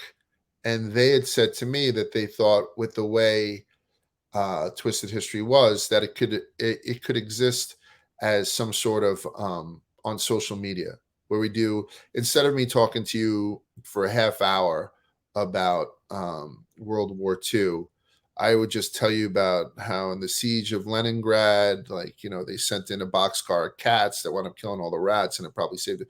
You know, like they thought those little things had a opportunity for virality, to be viral, and they're probably right. But meanwhile, you know, you have tens of thousands of people, and every one of them, tens of thousands of, I would say, of average intelligence and higher. You can't say that for a lot of these podcasts. A lot of mouth breathers can sort of make it through some of these fucking podcasts. With Twisted History, a lot of these guys were paying attention. They were really, really upset when we stopped it. They were very, very upset when we stopped it. And so the virality of doing TikToks and all that stuff, and even though it's kind of cool, you know, it also requires production. So now that all this stuff is kind of, there's a certain degree of a reset button, I think I'm going to get to the place where I'm going to be able to do maybe like, instead of an hour and a half once a week, maybe just do like a mega episode once a month, where I just really do a 3 hours on something, and, you know, go off the beaten path and stuff, because I loved doing it. It was writing a term paper every week. It was my heaviest lift that I had at Barstool by far. It was my heaviest lift. So having this little break from doing it every week and possibly going to some sort of monthly format is much better for me. But it's just something that I didn't agree with the thought process behind it not being there anymore. You know, I agreed to not do it anymore because you can't say no. So I'm looking. So whereas Barstool Breakfast, those hopes have been dashed. Like I might be able to do like a Gentleman's Friday with certain other people in the audience, but I don't think I'm going to get the opportunity to do it with like a Willie, right? And like you had said, Frankie, like myself and Willie were peas and carrots. But Twisted History is certainly still, it's on live support, but I think it's going to come back in some iteration. I think so. that's like one of you're those saying shows you that's- don't want to do clips, though. Sorry, Jonathan. I just fine. want to make sure I heard what you were saying correctly. So I think one of the things is, and I don't mind the you looking for some specificity because perhaps you guys would like to scoop something like that. But I don't mind doing clips, but clips also require a certain degree of production also. Yeah. Right. So I have a guy now who's starting to do these clips for Snapchat, and he'd asked me to do stuff for, and then I can repurpose those clips Yeah. onto all social platforms. So that's checking that box of what they had asked me to do, right? Which is my number one priority. But after NASCAR winds down here in November, like I said, November 5th, I think is the finals. I'm going to have some time on my hands to be able to do more than that. So I think that's when I'm going to just put it out there, get the bare basics in production, learn how to get it out there myself if need be, and then still have those clips, things that they want. So I'm not being a drain on production. And then the people who are fans, like, and then all of a sudden, if that takes off, like, let's say Twisted History becomes Bert Kreischer's favorite podcast, which it should be, right? Like, it, and, maybe I'll beg Kevin to tell Bert to say something about it. That's a good idea, actually. Well, yeah. Well, so Large, literally what I was thinking, dude, was you should do videos like Kevin does the 1 Minute Man, but do them for Twisted History. Take whatever you're going to do the Large episode and like take pieces of it and do like a little video. I mean, I'm sure. I mean, I don't even know how to do it, but he's done some shorts like that in the past to where like, I remember if he keeps that on TikTok. I could see that. You know what? I definitely agree with you 100%. Like the thing too with 1 Minute Man, 1 Minute Man is so great. It's such a great idea. Sometimes it's not sponsored. Like 1 Minute Man sometimes doesn't get sponsored. And to me, that's a shame. That's not shitting on sales, by the way. I know it's very fashionable for Barstool people to shit on sales lately. That's not shitting on sales. And I got to be honest, I work with a couple of people up in sales recently. One of them's name is Pat Savage. And the other one's name is Lizzie. Hell of a name. Well, yeah, Pat Savage. Hell of a name. Pat Savage from Staten Island. And the other one, Shane Rhodes is a guy from Liz. No, that's not Lizzie. Right. What the hell's her name? Oh, Roberti. So a couple of these guys, are hustlers and they're trying to do their thing. So like Twisted History, when it got, quote unquote canceled, like 3 Chi was our presenting sponsor. This wasn't a thing where, like, I don't think a lot of the sponsors who were with us, like some of them were sponsors that were also sponsors other places. 3 Chi is also with My Mom's Basement and all around. But I think it picked and chose which one they want to be a presenting sponsor for. And we did have other sponsors. We always have like 3 or 4 sponsors. And some of them had like some degree of exclusivity with us. So it wasn't like, if you go on a Barstool podcast and you see that it's brought to you by Stella Blue, right? Like, that's Barstool sponsoring Barstool. You know what I mean? Like I don't, and perhaps that's the best thing in the world. And Stella Blue is a separate entity. They have a big wallet and God bless people. It was just the first thing that came to mind. Like if it was brought to you by the Barstool store, like, you know what I mean? It doesn't mean as much. Yeah. So I thought, my point is, I thought we had some real sponsors. And I think that if I was to start the thing up again, sponsorship would come back like this. And then if I can get something, whatever they think they can do with those smaller clips, like you're saying, because now you have to add a little bit of AI into them. It can't just be, and even the Jack Mac green screen shit, like, hey, look at this girl and look how she's. Yeah, that's what I was thinking. Yeah. Like that's getting done to death now. So I think people are starting to want more than seeing a terrible green screen outline, you know what I mean, where half your hair is gone and shit like that. Because specifically AI has been making this shit, fucking look like the 300 movie. So my whole thing is that I'm going to try to do both. And so hopefully by November, so hopefully sometime in October, rather, because this is mid-September, September 11th, just we'll have an episode drop and then kind of try and get some direction on what we're going to go to into the new year.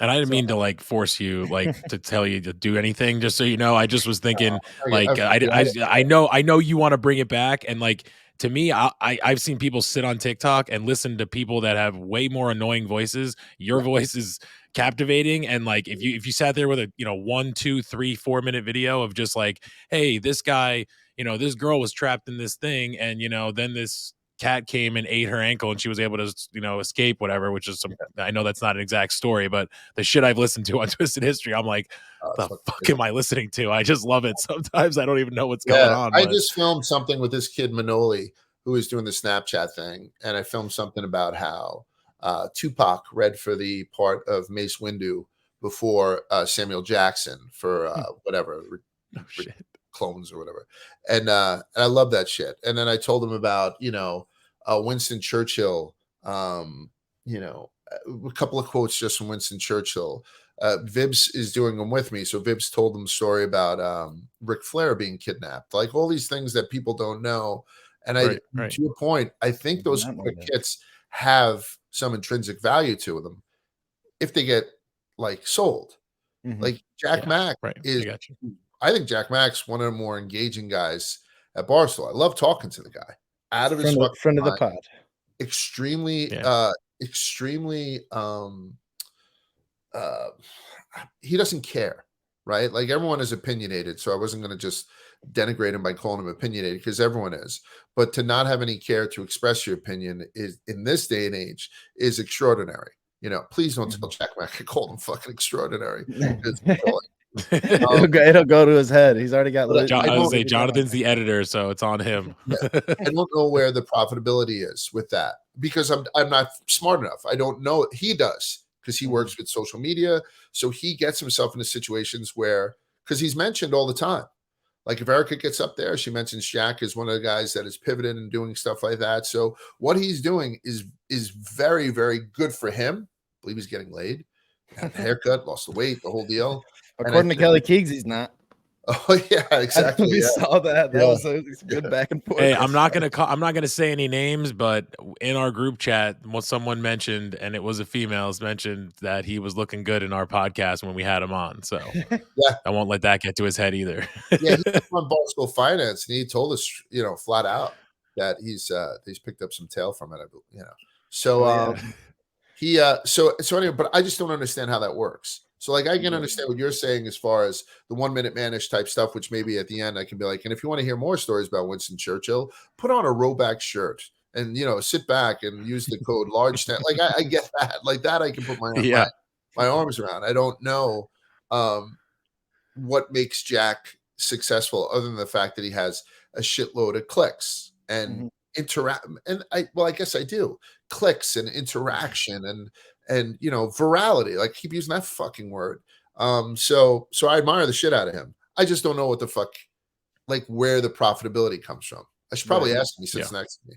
But I don't want to hear him talk about it. You know what I mean? Yeah, I hear you. I only have one final question for you, and I mean it kind of be like remiss like not to ask, and I kind of felt like an asshole when I DM'd you yesterday and not like realizing like the day and like the situation. But I sat down last night with a cup of whiskey on the rocks, and I read through that blog as I have done for the last 2 years. And I mean, knowing your story and like you and Annie and how you guys have like come through like so much, and like that day being so special, like not special, but like so close to home, like really, I guess it's not really a question. It's just like a thank you for sharing your experience on that, because like, as you said, it took 18 years, but that's stuff that like, I mean, people need to hear. And like you said, it's the feedback that you've gotten on it is always positive, but it was one of those that like, gives you chills, like as you're reading through it, and it makes you realize the moment and like how it still affects people to this day. So yeah, really just thank you for sharing your experiences. Yeah. I don't get sick of hearing the thank yous and stuff and all the good mojo. It's one of the things that keeps our head out of the oven, particularly my wife, so many years later. But I do realize that with this new platform, 9/11 being 22 years ago, I realized that a lot of our audience, or my audience, is 30 years old or less, right? So you have people who were in grammar school in Decatur when this had happened. So it's not that they don't give a shit, but it's just something that their parents watched in the background. They weren't directly affected by it. They didn't have any family in New York City, perhaps. And, it's just like a distant memory. So when they then have somebody who they relate to, or maybe, follow, I don't use fan, but certainly maybe a follower of mine, and then all of a sudden hear like a real story about it. Then all of a sudden it's on their radar for the first time. It was never on their radar in 2001 because they were 6. You know what I'm saying? Like they didn't know how to masturbate yet. I don't think that they want to get their arms around, 3,500 people dying in a fucking jet fuel. You know what I'm saying? Yeah. So to me, that's some of the stuff that is on top of the good mojo stuff. I can't discount that. It always makes me feel good. But like to know that some people, their only tie to it or their major tie to it is my story, Annie's Right. story, our story, right? So Right. Dave puts out the red bandana thing. There's a couple of iconic stories from there, like the red bandana. But to be honest with you, no one ever met anybody from the red bandana's family. Crowder, and no one's, they didn't hear his voice or, so what little I consider a lot of my fans to be friends, right? Like I consider a lot of people when they say to me on social media, I do this stupid sandwich of the month thing on TikTok. And like people like, if I ever get the opportunity to have a sandwich or a beer or a martini with you, I'd love to do it. And I believe them. And then when I go to like different towns and people see me and like you sit down at the bar, we sit down like we're kind of old friends. And so then to have that friendliness associated with me, and then to hear a friend's story about it, people they care about, they seem to care about me and Annie, makes it I mean, 11 story. And I think that's pretty fucking cool. yeah, Macrodosing put out like the clip of you and Saint Anne on their social today, and like it's another one of those. It's like it just speaks to like, I mean, and in your blog you mentioned how she went on Fox News and everything. And it's like it speaks to Saint Anne and like how incredible she is to have the courage to speak on her story. And no, you guys are awesome. And I mean, like, yeah, it's an incredible and story. please keep sharing it. Yeah, Like I'm a was it teacher. 5 years now. Yeah, I'm a 6th and 8th grade teacher, and honestly, I am from New York, and it is a tough subject for me because I lost a close family friend who was a firefighter, and we had a baseball field named after him, and I knew other people that had lost their lives then as well. And it's crazy because as a teacher, I got 8th grade kids coming in my classroom, and one kid just goes, "Hey, was 9/11 real?" And when I felt the chill and the hairs on my arms stood up, I was like, you can probably hear it in my voice right now because I could feel it. But I was just like, yeah, dude, what are you talking about?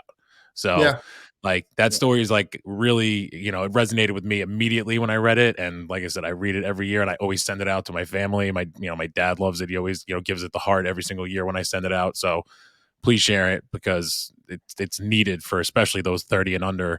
I know, I mean, I'm 34, but as it gets, we get older, they're going to keep coming. I was one of those kids. I was one of those kids that the teacher rolled in the TV, and I was in kindergarten, and she just rolled in the TV. Right. And it was the weirdest thing ever. And then school was out. And I almost had a building fall on me. Yeah, and that's what I'm saying. It's so fucking, but like that's what I mean. Like, yeah. So for people who only, like I kind of know what happened when the Hindenburg blew up, but I never got a first person account from somebody that I like.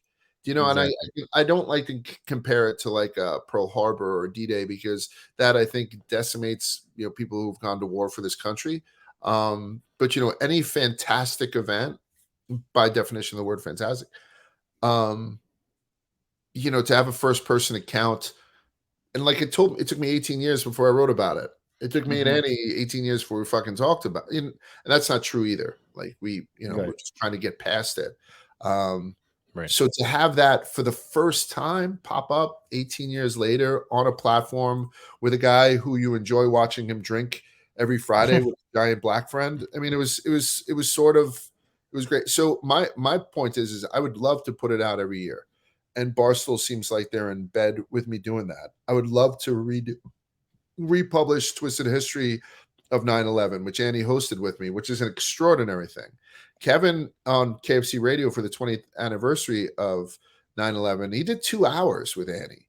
And like it's a 2-hour video where she brings like a memory box and she pulls out a pad that I hadn't seen since the day that I was told that everyone had died. And like it's one of those fucking things where this is pretty personal. And like I've said it 1,000 times, when I put it out in the ether, I was terrified about what was going to come back, particularly maybe from people who had it worse than us, which there are thousands, hundreds of thousands.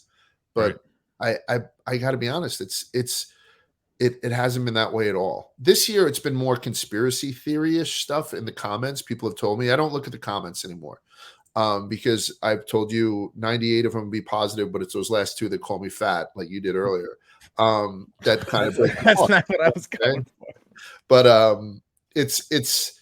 but like you always get people who say, by the way, your comments are filled with QAnon this year. And I'm like, I don't even want to deal with, I would never want to deal with that in general, because those comments, those anonymous things that people put out, kind of cowardly, you know what I mean? But I understand why it gets done. Mean nothing to me because I get hundreds and hundreds of DMs and messages and emails and texts and stuff like that. So I spend most of my time just kind of waving it all in on 9/11 over a couple of drinks with the woman I love. Yeah, so whatever. I'm sorry to turn it somber there, but no, it is what it is. It's part of us. So we're in a much better place than we were 22 years ago, certainly. Yeah. Well, it's funny because I only had one more question actually, which I think maybe I could just get a different answer, because it was, who's your favorite person to work with, or who was your favorite person to work with, which I believe obviously St. Anne would probably be the answer to that, since you said it was such a great time working with her. But if it wasn't her, who would be, I know this answer. Your favorite person to either work with the podcast or whatever it was? I don't even care if it's behind the scenes, because I know Za's been your guy. So is there a guy that you could pick out that, from all the years you've been there now, even though, like you said, it hasn't been a million, but it's been a while. I appreciate you saying that right away. The answer would be Annie, because you're right. I would love to do something with my wife. It's good for us. But I think Willie is one of the obvious answers too. But unfortunately, Willie's no longer at Barstool. With Za leaving for Chicago, Za and Spider leaving for Chicago hurt because. Right. And I understand that when Spider was asked to go, you're in a situation where you can't say no either, right? Like, he's instrumental to a bunch of other things. Spider is an everyman, right? He fills a lot of grinder positions. Yeah, he's extraordinary. Za is same way. Za is one of my favorite people in the world. Like, Za is maybe I've told this story too.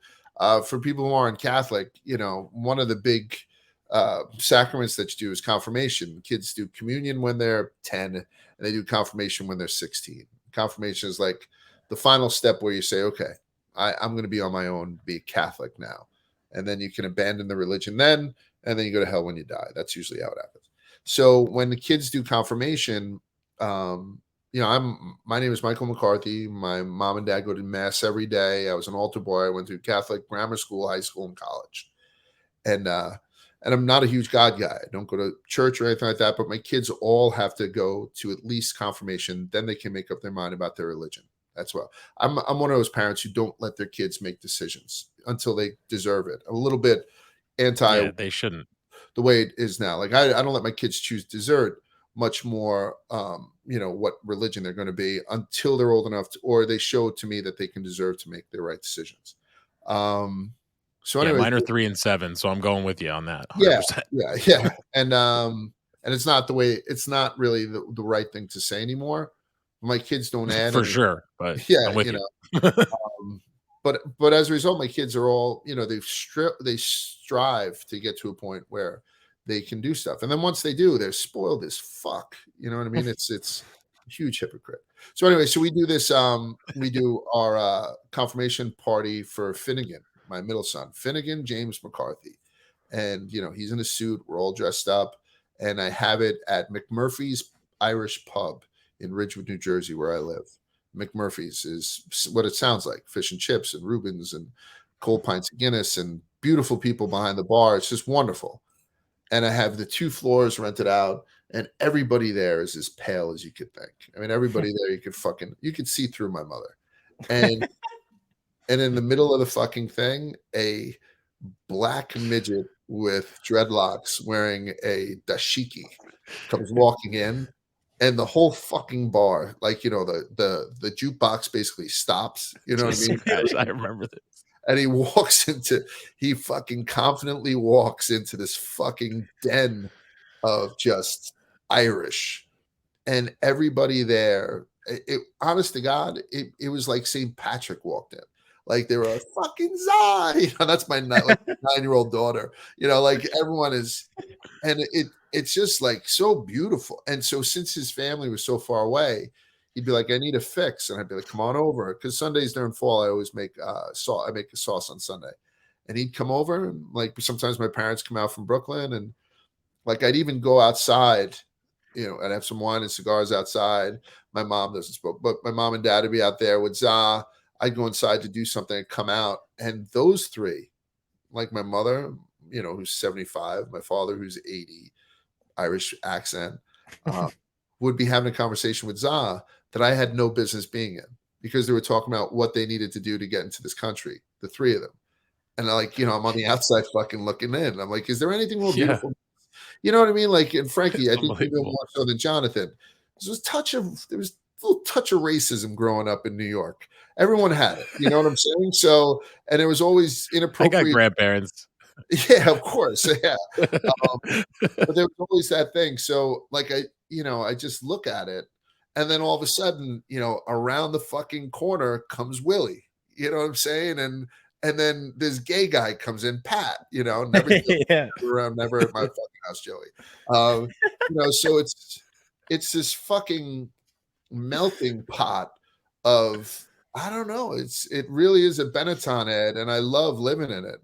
But so Za's a favorite. Clem is one of my favorite people on earth. He's one of the good ones.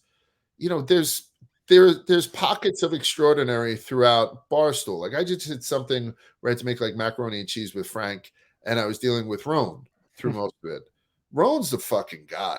Like Roan He's the best. You even if you spend a little bit of time with like a Nick Tarani, like he's special too, man. Like I created a narrative that me and Nick didn't get along because he had banged my sister, and we tried to get that up for a couple months. I don't do that anymore, and I don't have a sister. You did it in the DMs personally to me. You're just like, fuck, I hate Nick. And I was like, hey, I remember this kid. I was like, what the fuck are we doing here? But, and obviously you miss a fucking RA, Eddie, Chief. Like, so when we were doing Twisted History, when I had started Chief Twisted History, Chief has done a couple episodes. It was supposed to be Eddie. Supposed to be me and Eddie, because there's a time there for a half hour where Eddie might have moved to New York when the Dave Portnoy show was happening. And so then both Eddie and Vibs recorded, it was a pilot, the Twisted History of Kamikazes. And it was a jump ball. I love Jeff Ibbert. I love Jeff Ibbert. So I think the more that I think about it, you should probably ask me who the assholes are, because I have a pretty good relationship. Yeah, I have a pretty good relationship with almost everyone around that desk. Honestly, so to try and pick out favorites, even though I've been rattling off names, would be pretty. I love RA. I get along with RA so fucking well. I even love old balls. Jerry Thornton's one of my, because you talk to older people. There's a guy named Andrew Chico Technico, Andrew Manley, and he works in the booth under All Business Pete. Great guy. They're just there's so many guys who are helpful and good at their jobs, and you just dox TGA. What's that? So did you just talk? Andrew is with his he just goes by TGA. Like that's, I've never heard them, like someone just say the full name like that. He invited me to his wedding, and it's during parents' weekend, so Annie and I can't go. But otherwise, I would have went. I would have went to Donnie's wedding. We were traveling. Donnie just got married in Ireland, so Annie and I were invited to that. We were going to go, but obviously, life gets in the way. So it's I think people would be surprised, particularly with the narrative that some of these people play, that how normal and fantastic a lot of the people that you see in Barstool truly are. I think Frankie and I got to experience that firsthand when we went to Chicago and we went to the Dozen finale, and we got to go to the bar with him after and really just hang out and have some drinks, like sitting there smoking a dab pen with Roan, like just like hanging out, shooting the shit. And Danny Conrad, like normal dudes, fucking awesome. Like Rico Bosco wasn't being mean to anybody. He was in the corner with his trophy, being all happy. Like it's good times all around. Yeah, so I never met Danny Conroy, Danny Conrad yeah. until the Chicago race, and he wound up doing social for us. And there's another kid who I think I called his boss to tell him how great he was. And that's something that I try to do too. I try to make sure that people like Cody Lanza, like people that you may not know, but do social and stuff, and that do a great job. That everyone, Joey Langone, do you know that stuttering prick? Yeah, we know about him. Joey. Friend of Stooley he's always in Stooley Wednesday with us. I love him. He's the fucking best, and he gives such great fucking social. And he's got an inflection point with shots. 5 shots into him, and he's fucking Winston Churchill. He could just talk for days. So we were just talking to him before I got on here. So yeah, it's and that's another thing, like Podfathers. Perhaps people want to get Podfathers going again. Maybe Kevin gets back involved. Kevin and I are pretty close friends. So, maybe something like that, alongside with everybody else, because everyone's a father now. Yeah. And it's not stopping, or mothers, KC would be on, or Kate's pregnant with her second, like everyone's, I'm sure, maybe Ron and his wife are going to have kids, or, Dan has got 3, I think now, so yep. I don't know if Ron and his wife are shit to that. But I'm just saying there's so many newlyweds, Donnie and his wife, as Stoolies, we're kind of seeing like a lot of these guys grow and like take their next step in life. Like I think Kevin speaks about it all the time too. It's where he's like, when I was doing this younger as like a young blogger, like we've seen Kevin go through a lot, like as a a married man to divorced, and like being a split father. Like it's just it's admirable to watch you guys like be able to go like put on the show that the Stoolies enjoy, but also like be awesome fucking people at the same time. It's great. Yeah, it's Kevin's a perfect example, because when he did Barstool Finance, I was the guy who broke the 18.9 million was his number.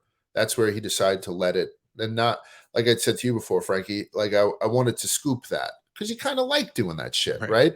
In a respectful way, not kind of get me stubbing my toe and using the N-word and putting that out there. You know what I mean? Which I would never do. Yeah, no notes from Mency. Yeah, but like, so Kevin throwing that out, and then even Kevin was like, he's like, I was at the end of my rope, but I couldn't pay my bills, and so I went to Large, and I said, "Hey, Large, can I get $1,000?" And I remember it. I forgot that I had lent it to him, but like that's a friend that like he couldn't have asked me if I wasn't his friend, and I I could have come up with 1,000 fucking reasons not to give it to him. So, so I'm close. So if I was part of that layoff, I'm very close with Pat.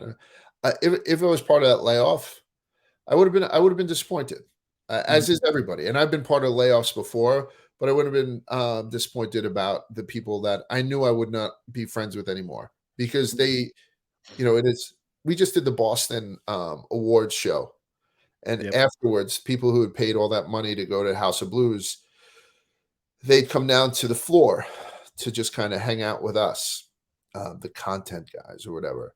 And it's cool. It's cool shit. Like, and people are like, "Do you mind taking a picture?" I'm like, "Fuck no, man. I don't mind it." And I guess I was just coming out of the bathroom, so I was the first person that people saw coming off the staircase. So, he took a quick 30 selfies with people, Yeah. Our guy Sam was there. He was the one who yelled medic. Yes. Like somebody had taken a picture of me in Disney a couple of years ago. I was walking with my family, and I think I was holding hands with my daughter, and I was walking, and it was from afar. Yeah, and he said, "Oh, look," and he posted it on social media. "There's Large and his family at Disney. I don't have the balls to go over to ask him for a picture." And to me, that's fucking weird. Yeah, that's weird. And I said to him, I was like, "Could you do me?" I DM'd him, "Well, just take that down." And not because I had my finger in my nose, or I didn't want my daughter on blast, or you know what I mean, or anything like that. I just, if anyone finds me unapproachable, then I think you're a fucking weirdo. You know what I'm saying? Right. And if you really want to break the ice, buy me a drink. You know, Yeah. like, I've never turned Yeah, one down. for real. Yeah. So that's I'm gonna have to make my way out to the next Rough and Rowdy regardless, so I can do a shot of whiskey with you for sure. Hey, Get the you Irishman really together. should. You really should go through Devlin, because he's the guy who's. And there's no reason why we shouldn't get you a fight, particularly if you're comfortable in the ring, like you're already over that hurdle. And fight Jenks. Fuck it, right? Ooh, I mean, that's my guy. We had him Oh, on shit. right after, but Friend I of the mean, program. Listen, he's your guy until you got to punch him in the fucking mouth, right? I'd do it. I mean, for the content, whatever. I'll start bad mouthing Frank on on Twitter today. I'll be like, your interview didn't do shit for us, Frank. What the hell? Oh God, I thought you were talking about me at first. I'm like, what the fuck, dude? What is this changing to me? I'm your manager. Yeah. All right, Large. Well, man, I appreciate you giving us all this time, dude. I know we've been going for a while here, but I appreciate you coming on and answering all our questions. I mean, I could talk to you for another 2 hours, so I don't want to keep you here. But we appreciate you coming on, man. Yeah, my pleasure. I appreciate you guys putting up with the lighting. It was great. I mean, you're one of those cultivating personalities that just seems to mesh well and be able to speak to anyone. And it's just awesome to get the chance to sit down and, talk with you for over an hour. And it's like, really, thank you for your time. What's your normal length on these things? Anywhere from like 30 to 40 minutes, 30 to 45 minutes. Holy shit. It's an hour and 16, bro. Yeah. No, we appreciate it. Gonna beat it. All righty, boys. All right. We hope you enjoyed that interview. We know it was a little bit longer, but that's because Large is an awesome dude and he had a lot of fun and awesome things to say. Hopefully we'll have St. Anne at some point on too. And now the undefeated breakdown boys. We're gonna go into the dozen again and see if we can keep our streak alive. All right, start up here again.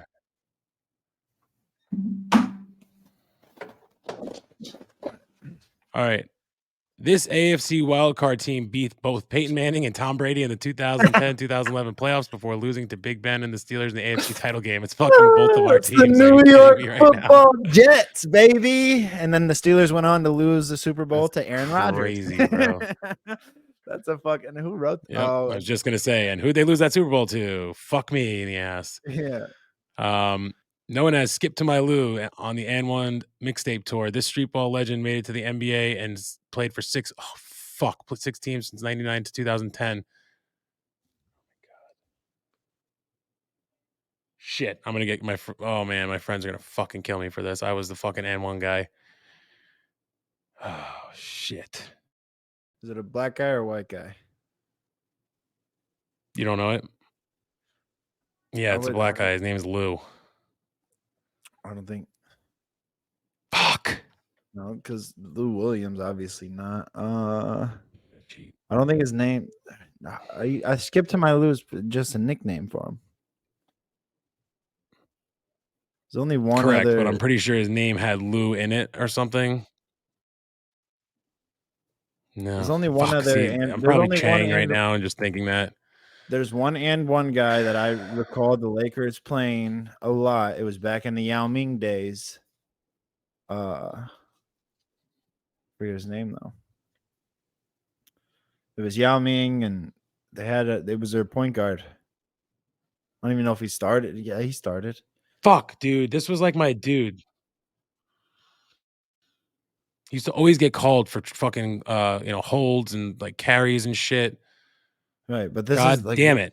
Back when the Rockets were contenders. Let's move on. Rashid. I think I remember him in 2K2. Alston?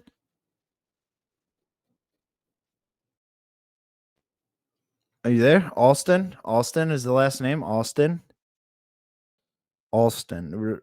Something Austin. What the fuck is it? Yeah. Ray for Austin. Eric Alston, Ray for Austin. Ray for Austin's the name. Yep. Yeah. Point guard. Did you fucking cheat, dude? Because how the hell did you fucking get that? I swear to God. No. I swear to God. I knew. Swear to God. Ray for Austin. He was a dog in 2K. In my head the whole time was Lou Dortch. I mean, it helps that that was the name in my head the whole time. I couldn't get Lou Dortch out of my head. It helps that he played for the Rockets when it was like Shaq versus Yao Ming all the time. I think he did on that team. Yeah. Yeah, that's. He was on a bunch of teams. Yeah, he was crazy. I'm sure I will. commonly referred to as a Grand Slam single. What Mets player hit a walk-off home run in 1999 NLCS against Mets the and Braves, Jets but never so made it far. past first base after his teammates mobbed him? That would be Nope. Mr. Robin Ventura, and it was Todd Pratt was on first base. He ran and touched second base, turned around and picked up Robin Ventura, and Robin Ventura was going like this. He was going, go, go, go, because he wanted to get the grand slam. But Todd Pratt came back, picked his ass up, and it was the grand slam single. So shout out Todd Pratt for fucking Robin Ventura on a grand slam. All right, brands and products. This automobile company is named after an electrical engineer who worked side by side and then eventually feuded with Thomas Edison. That's Tesla, right? Is it? Yeah, Tesla. Right? Tesla, sure. Is that Nikolai Tesla? It gotta be Tesla. Electrical. Yeah. Oh yeah, it says electrical in there. I was about to say I'm thinking about getting Ford. one. Yeah, it said electrical engineering. buddy- So My buddy's got one. He but yeah, posted on Snapchat I'm today thinking about about getting one. So literally Eddie's the reason why I'm thinking about getting one, because he showed me how cheap they were. my best friend back home, Andrew. National time. He's got one. Fuck, Danny that's DeVito. but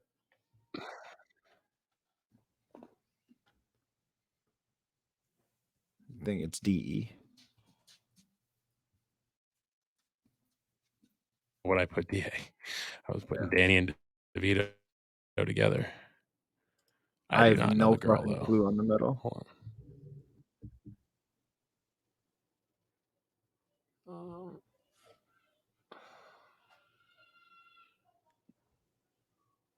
Like I don't even know what that bitch is I have in. no idea. I can't even see who it is. She looks like she has a goatee. I can't tell.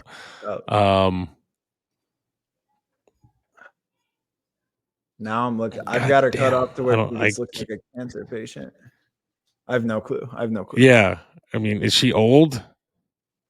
I have no clue. I have no clue who that is. What's that one? Danch, Judy Danch. He always uses her. Let's just go with her. Sarah McLachlan. Name Judy Dench or whatever. I have no clue. Gonna be the breakdown. All right, we'll do Sarah McLachlan because I don't even know. I was just throwing the name out there. It's honestly every time I don't know who it is in the dozen, I always just type in Sarah and click the first name. All right, well, I'm gonna do Jennifer. There you go. Jennifer. It's not Beal. It's not Hudson. Jennifer Gray, Jennifer Lawrence, Jennifer Lopez, Jennifer Love Hewitt, Jennifer Meyer. Just pick one. We don't know this one. I'm gonna go with Jennifer Gray. Has to be. Damn it. First. Oh man. I want to know who it is now. God damn it. All right. Hold on. Let's just get to this next thing. Fucking Charleston Chew. I wouldn't have known that. God. I can't believe it. God damn. Females. Television. Known for roles such as Batman as well as Marvel villain, writers of the show Lost originally had this actor playing Jack with plans to kill him off in the first episode. Not a Lost guy. But it says he was in Batman and was in Marvel, was a Marvel villain. Well, you got Christian Bale, Michael Keaton's the old one. It's Michael Keaton. What's Michael his face? Keaton. He was in Michael Keaton was in Spider-Man too. He was the bad guy in Spider-Man. It's Michael Keaton. I don't know shit about Lost, but it's Michael Keaton. If he played Batman and a bad guy in Marvel, I'll give it to you. I don't know shit about Lost either, but I wouldn't know. I would assume it's him because fuck yeah. Because I say the only ones I know are Affleck and Bale, which I assume they're not. Lost was an older show, so good shit. But Keaton was known in 1994. Jim Carrey broke out as a Hollywood star. Yeah, for sure. 3 movies. The Mask. 94. Carrey broke out to be a Hollywood star with 3 comedies. I just watched the 90s. 700 million worldwide. I just watched the 90s comedy thing. 700 million worldwide. So it had to be something that still like did well in theaters. I want to say The Truman Show, but I think that's wrong. Liar, because liar. I don't think. Maybe Ace Ventura. Okay. What did Oh, bigger? it's gotta be one of the Ace Venturas. I think it'd be. When did It's Ace the first Ventura one in the come 90s. out though? Because I feel like that wasn't. Yeah, It's in the, no, it's in the 90s. yeah, it had to be in the remember 90s. literally watching what I watched the Dog Walk comedy draft this week or 90s comedies draft, and they talked about Ace. It didn't get drafted, but they talked about it doing well in box office and shit. I don't even know why it's got to be. Kirk was There's no other. That's the one. It's not Pet Detective. I mean, it's not Nature Calls though. It's Pet Detective. yeah. I was gonna say we're not gonna harp on that. Nature Calls was good, but Pet Detective is the one. Last but not least, in the final episode of MTV's Total Request Live, they dubbed this song by a 1990s female pop queen where she wore a schoolgirl outfit as the most iconic video ever on air to show. Hit That's me, Britney baby, Spears, right? one more time. Yeah, I think it's asking for the Final song. episode. Dub this song. Yeah. Oh, No, that's it's what I not was the artist. literally just looking at. Hit me, baby, one more Oh, time. of this. Okay, so